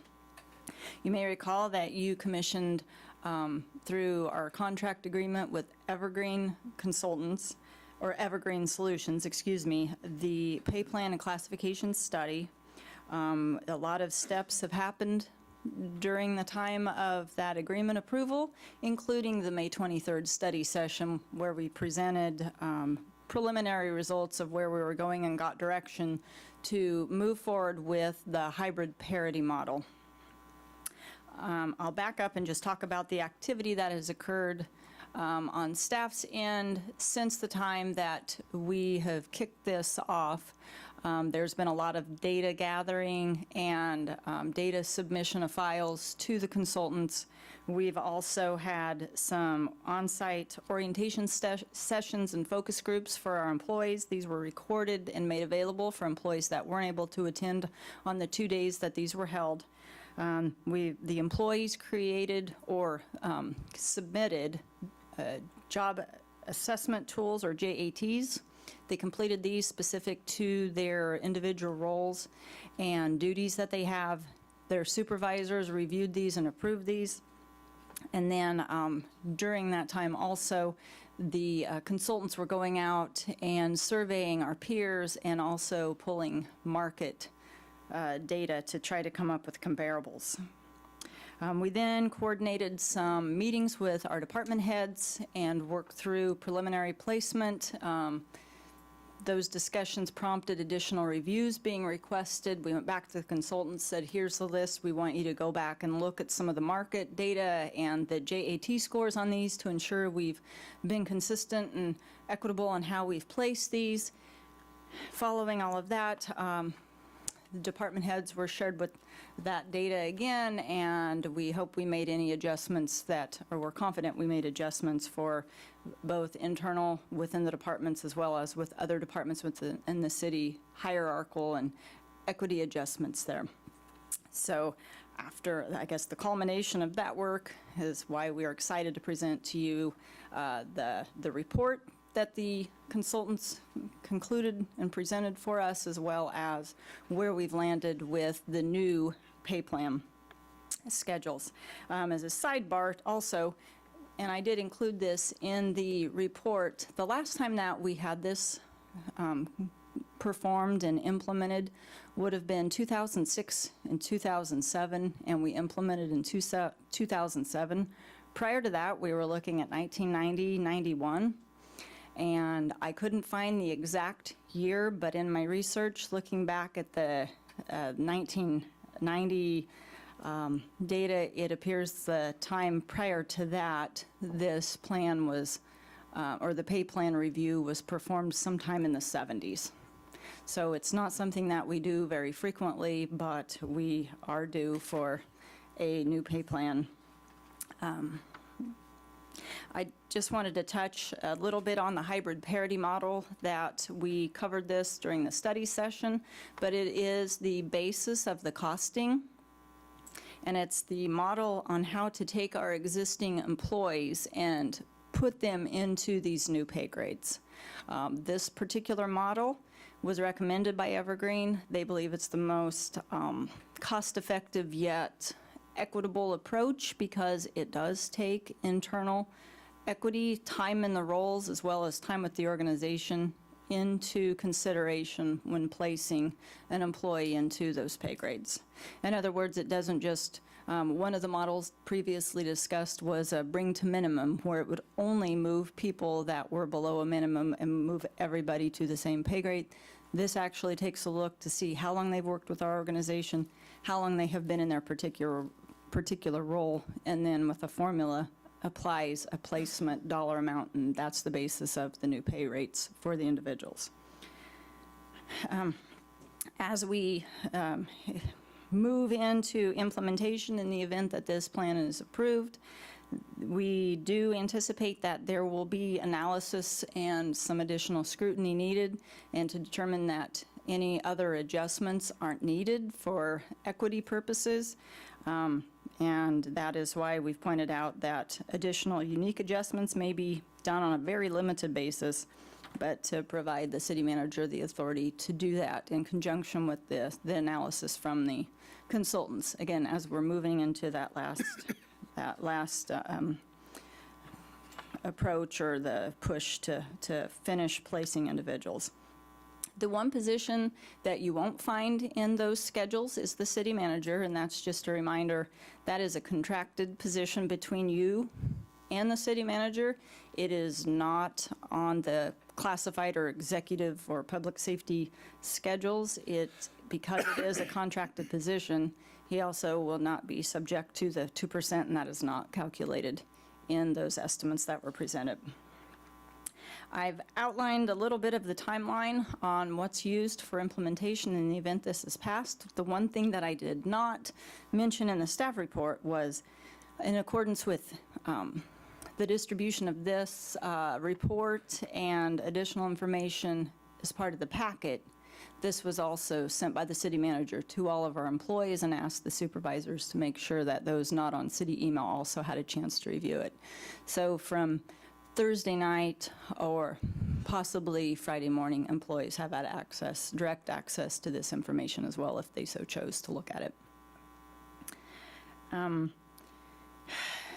With that being said, just to summarize, when we looked at the projections of the 5/8/22 staffing levels, the additional cost at that time was $610,461 with the hybrid parity model. When we annualize that, it's looking at an additional $1,479,906,000, and when we add the benefits and the taxes on top of that, $1,849,882. This approach does assume a 2% increase for all of the employees, and then more depending upon the individual circumstances of the hybrid parity model and where the individuals would be placed according to that formula. I've laid out a number of options ranging from approving and accepting the pay plan and compensation review and adopting the revised schedules, anywhere from that to taking no action and having us not implement a new pay plan. I also wanted to point out that Mark with Evergreen Solutions is virtually available as well if you have any questions for him. Right. Any questions? If I could add just a little bit, this assumes a September 1 implementation date. Yes. So when we talk about the 2022 cost, that's based on the remainder of that year. And then, as we've discussed as part of our budget deliberations, subject to cost of living and merit increases that we would budget for the 2023 budget. So from an employee's perspective, they have the opportunity for that minimum 2%. They have the opportunity for the adjustment by the hybrid parity model effective September 1, followed by COLAs and merits January 1 and their respective anniversary dates. I'm looking for the page with Mark's last name. I was going to ask him if he would like to add Mark any- Holcomb. Thank you. Mark, are you able to hear us? I can hear you. Can you hear me okay? Yes. Feel free to say anything that you think we should hear. I think that Natalie summarized it very well. We've worked closely together throughout this process, and so I know she's very comfortable speaking about it just as I am. So I'm happy to address any questions that you might have, but I think she really covered everything from the steps that we took down to the implementation model of the hybrid parity, which we do believe is the best path forward for the city. Mark, if I could, I'd like to ask you to elaborate a little bit on the remaining kind of individual analysis. You might just explain the scenario in which you would identify the need to make a further adjustment on a case-by-case basis. Absolutely. So when we've gone through the review of this, the hybrid parity model is an excellent model because it does a good job of spacing employees throughout the structure in general. However, there are a few individual cases that we wanted to look at, particularly the ones that stand out to me as it relates to supervisors who may or may not be making as much or maybe just slightly more than employees that they supervise. There are a few individual cases. I think it literally could, you can count them on your fingers as far as what we've identified at this point, but between 5 to 10 examples of supervisors who are making, again, either very, very close to what their employees are making or even a little bit less in some cases. There are potentially certain examples where that might be appropriate. So if you have a brand new supervisor who's just started and an employee who's been here for 35 years, you may find that the employee makes a little bit more. But that was something that we had flagged for further review with the city's HR and city management staff. That we're going to be identifying those particular instances and making a recommendation as far as do we believe it's appropriate in these individual cases. But again, it is just a small handful of cases that we've identified at this point. And then if I could as well, we might as well touch on the gender and equity conclusions that you've reached and then the deliverable that's forthcoming. Absolutely. So we've also worked on a document that did analyze the gender and racial equity as far as the pay plan that we're recommending implementation for. That's typically handed over in a separate document, when we do these throughout studies, because it is just very, sort of different set of analyses and different process that we take. It goes in after the recommendations where we look at the recommended pay plan implementation and see, do we identify any equity challenges there? And we're comfortable stating that at this point, we have not identified any structural equity issues. I do want to be clear, so when we look at this, we look at the pay plan overall, we look at the average and typical placement of employees within that, and we found that among males and females, as well as among the different racial categories, everybody appears to be getting equitable treatment. So we didn't identify any discrepancies that would warrant further action at this time. Thank you. Any other questions for Mark or Natalie? You said that, I'm sorry. No, go ahead. This was made available to the employees Thursday? Yeah, Thursday night, just prior to the packet being posted. So if they were working Thursday night, they would have had access to it. If they were off work by then they would have had access to it Friday, Friday. Have you gotten any feedback on it? I've had 2 good questions specific to classification. One being it's a regular part-time employee, but they're placed on a classified, just verifying that that is their schedule, that their grade is defined by, and then one specific to their own classification. And I was able to generally give them feedback, but did encourage them to come to a session. I laid it out in my timeline, but Mark will be on site if this is approved from Wednesday afternoon at Tony's Pizza Event Center, as well as all day on Thursday. And we have scheduled times for employees to come hear a general educational overview, similar to what we did at orientation when we kicked this off. And then to have specific questions relevant to their own classification after, kind of offline with Mark. Good, because this is probably going to be a process going forward from now till September 1st when it's implemented then, right? I believe it will be. Yep. Yeah, there is one significant step that will be communication individually to each employee what this means for them. So Mark's presentation will be kind of an overview of the process and what was done, how the hybrid parity model works, what that methodology is, and then we will follow up with a direct communication to each employee what that means for them. Yep. I hope it's well received and that employees do know that we appreciate them. Very much. Commissioner Hopper. Yeah, quick question. When we were looking at pay plan, I know we looked at other municipalities, but did we compare to the private sector as far as accounting, clerical, maintenance positions? We did look at the private sector. That's actually detailed a little bit in Chapter 4 of the report. So there is a segment that reveals the positions we looked at. Overall, in terms of the private sector, what we found is the city is relatively closer to the private sector at the minimum of the pay structure. And what that means is the lowest paying private sector organizations are going to be comparable to the entry-level pay of the city.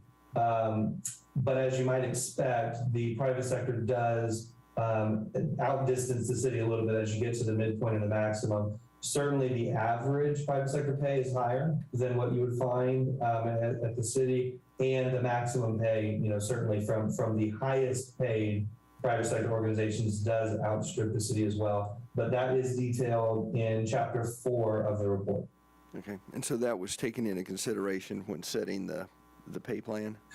It was in somewhat, so it wasn't that, to be clear, it's not saying that we matched exactly to the private sector. Of course, We've got, different funding sources, a different mission, different work-life balance, different benefits. But we did take it into consideration, and particularly in terms of the positions that you mentioned, sort of those frontline, the maintenance, trades, things like that. We did consider the private sector competition, and certain positions were slotted with that in mind. Yes. So when we looked at this, it's a pay plan / comprehensive review. Did you take into consideration when you looked at other municipalities and stuff, our leave package, retirement, and also the health insurance, how that's structured? So in terms of the comprehensive review, we looked a little bit at benefits, but really it was more so in terms of the supplemental compensation that was available. So we did do lots of follow-up and questions dealing with additional supplemental pays. We looked at things like flexible schedules, things like that with other organizations. So while we did ask some pretty general benefits questions, we didn't get into the level of how many hours per month are you accruing for this or for that, or what's the overall price that would be paid in terms of healthcare. That was not a part of this report. Right, thank you. Any questions, comments from the public?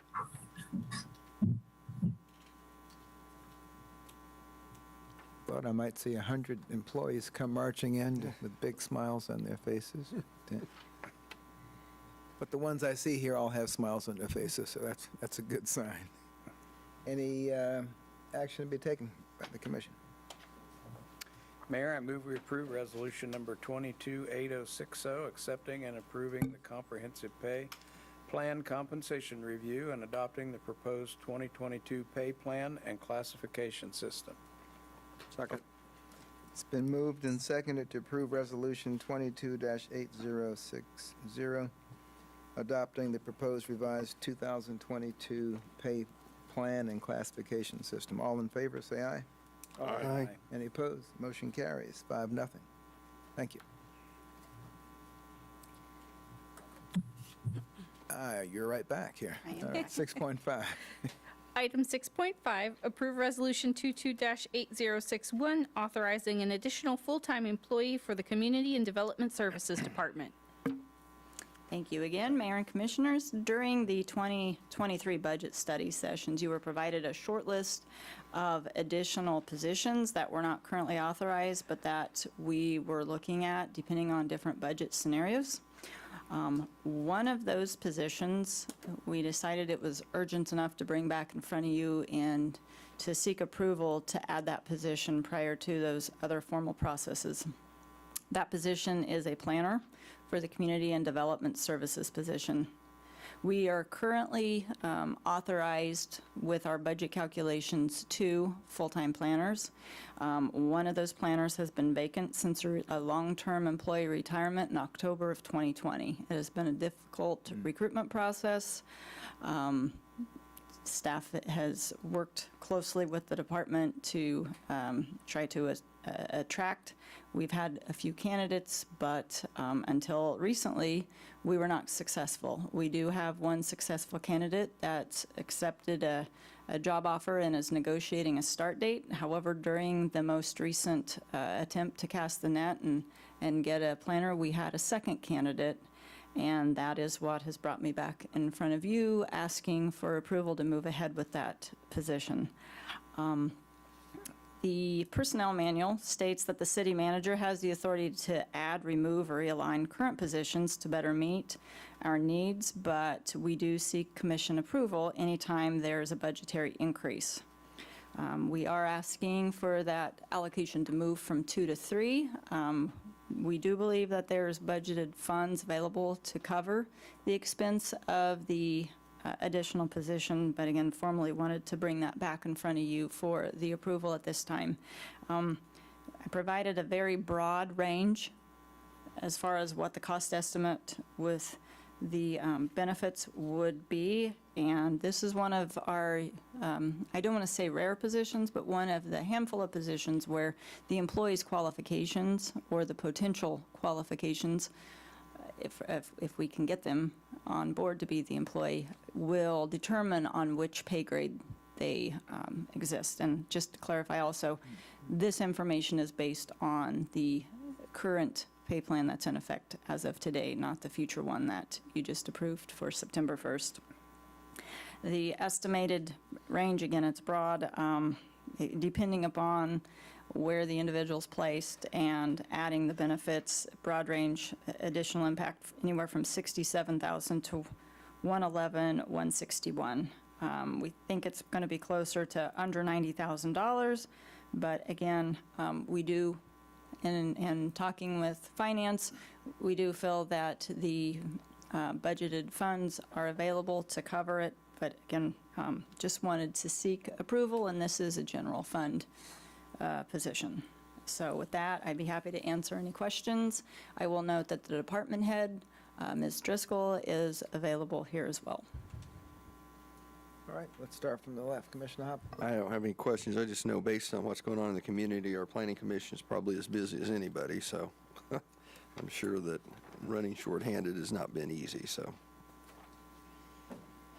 I can tell you from my time on the planning commission that they've been burning the candle at both ends. This is much needed, and honestly, the fact that they do the turnaround that they currently do, being short-staffed, is incredible and commendable, and this is definitely a good deal.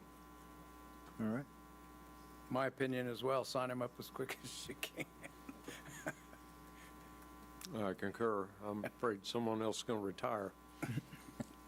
Well, you know, the only bad thing about doing a lot of work when you're short-staffed is that people think that you can handle it all the time, and sometimes you don't get that extra person.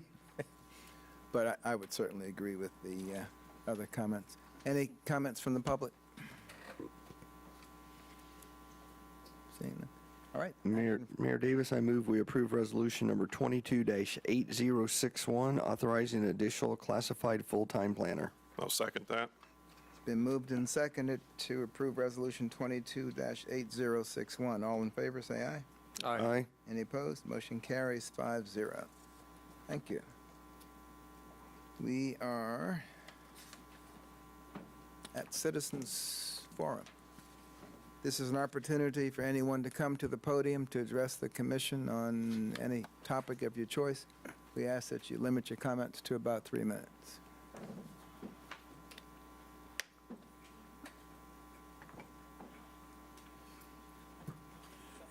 Norman Manuel Salina. When are you bringing up the issue on these electric bicycles? I'm sorry, did you say when are we? The electric bicycles? Yep. They're going to be a hazard. You've got the public bus available. Number two, are you getting a committee together to look for a new police chief? You need to go back to March 2016 that was wrote in the Salina paper. See the comments from the previous sheriff of Salina County and the city chief of police. One of their attitudes in there is not very good. You don't want that kind of guy here again. Why is it taking so long to clean up this green algae issue? This is getting another hazard. These big lakes are getting it again. They shut down a beach at Milford last week. And somebody needs to go be monitoring your spray parks. The one down at 9th Street and Woodlawn. Go down there and watch it. But you're going to have to spend some time there. You're going to have to put up a screening device. They're taking showers. That's all I got to say. So, have you seen your approval rating in the paper?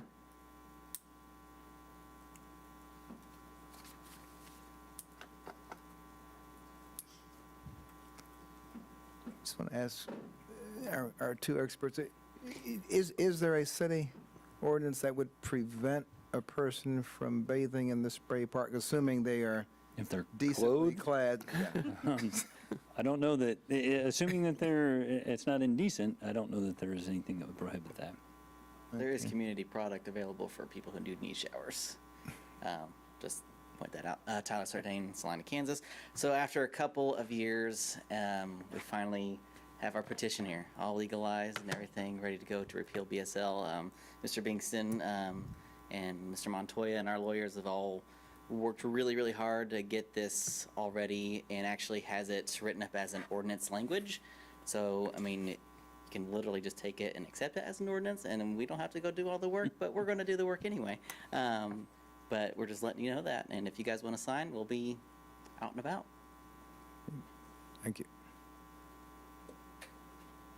So, Deborah Corrales. So I did a little investigative work about this picture thing and having stuff when I'm up here at the podium. I called between 35 and 40 city clerks, and I asked if pictures or props were allowed while we're speaking at the podium.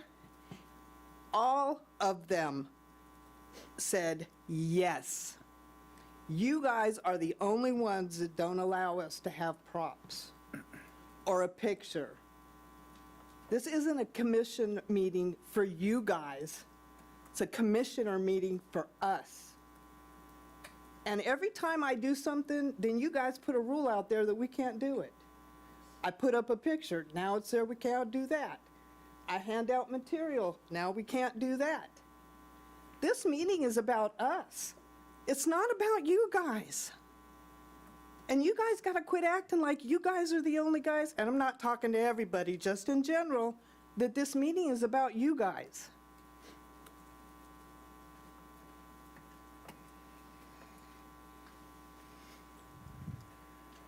Any other comments?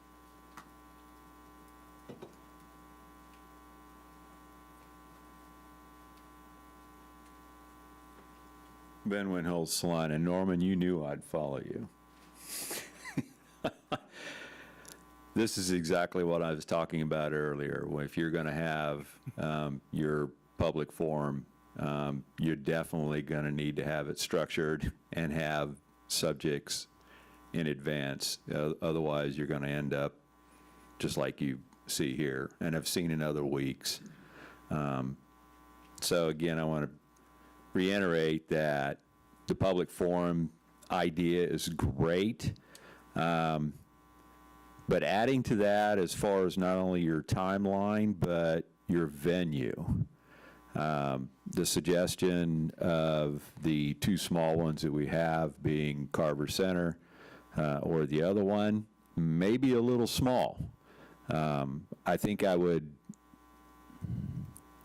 go something a little larger, like possibly the Bicentennial Center, the Heritage Hall, whatever they're calling it now.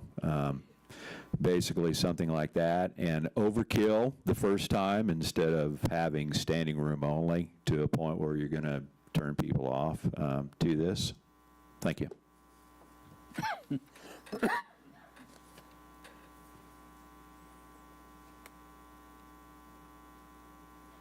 Is there anyone, well, I guess if those three are the only three, probably not. Okay. All righty. Just to address Ms. Corrales, literature can be exchanged out in the lobby, if I'm understanding our rules correctly. Yes, what was addressed, I believe, is as part of your guidelines for the agenda and the conduct of the meeting is distribution of material as the meeting's going on. But I would have to find that language.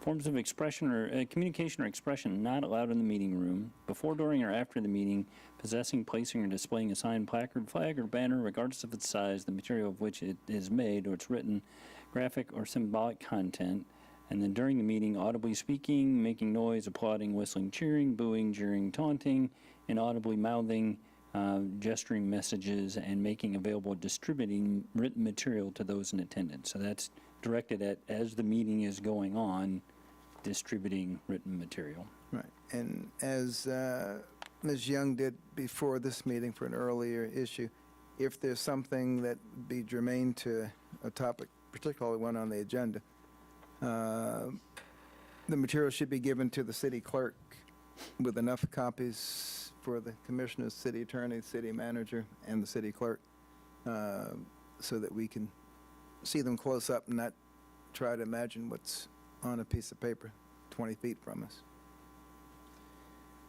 All righty.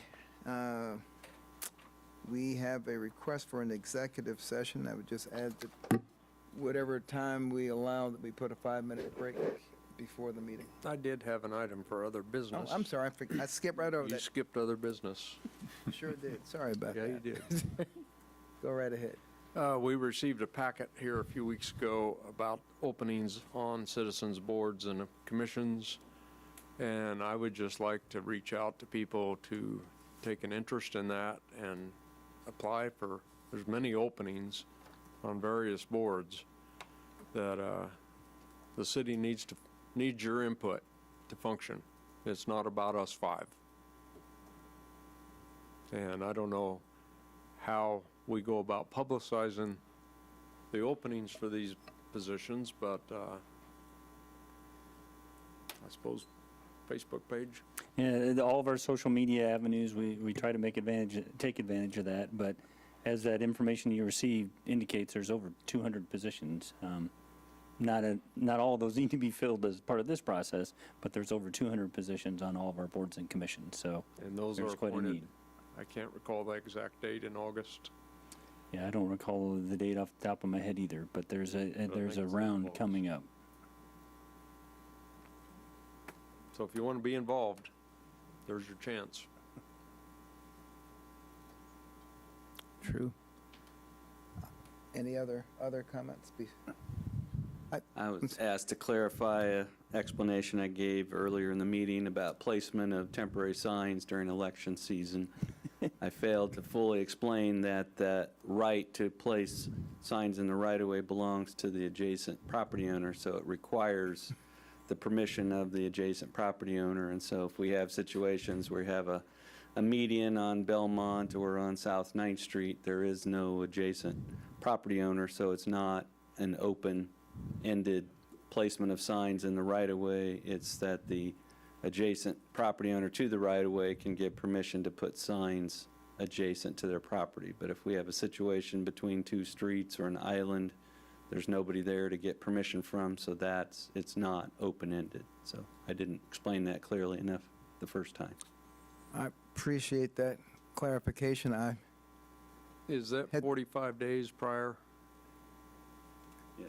Or Well, 30? the decision that was reached by the Planning Commission, City Commission, was that if you look at the calendar, there's technically a gap between the primary election and the regular election in November, and the City Commission decided that in that interim period between the primary election date and the general election date, that is still a period during which signs can be placed in the right-of-way. So it's not have them out for the primary, pull them, and then 45 days before the general, you can put them back. Essentially, that whole period between the primary election date and the general election date is a period during which you can display signs in the right-of-way with the abutting owner's permission. Thank you. So you got 90 more days of signs.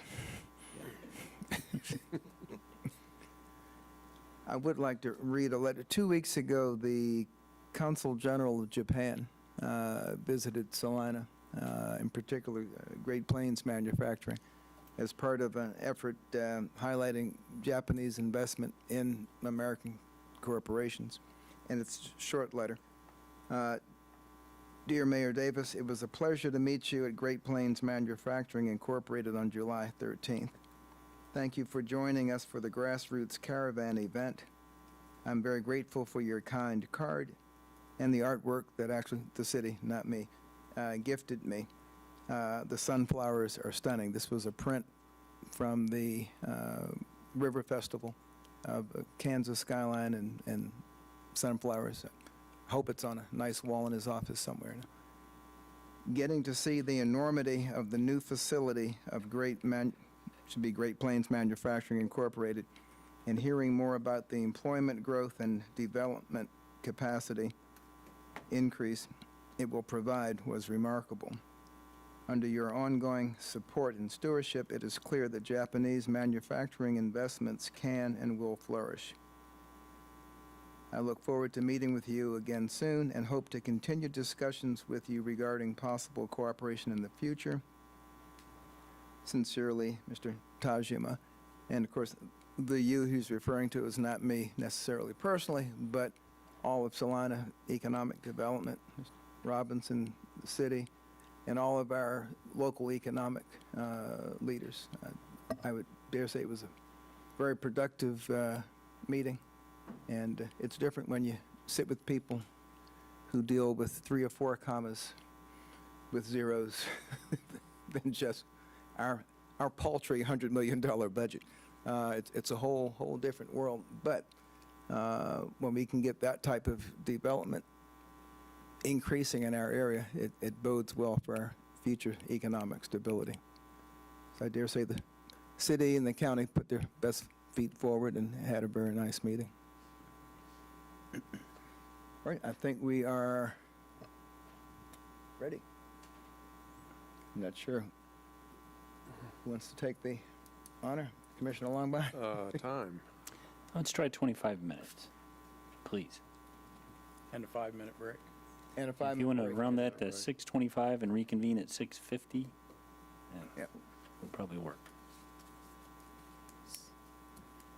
Mayor, I move we take a 5-minute break and then recess into executive session for 25 minutes to discuss the subject of trade secrets and financial information regarding a for-profit corporation based upon the need to discuss data relating to financial affairs or trade secrets of corporations, partnerships, trusts, and individual proprietorships pursuant to KSA 75-4319B4. The open meeting will resume in this room at 6:50 p.m. Second. Possible action to follow. It's been moved and seconded to recess into executive session for 25 minutes after a 5-minute break to discuss the subject of trade secrets and financial information. All in favor, say aye. Aye. Any opposed? Motion carries 5-0. After our break, we'll be in executive session for 25 minutes.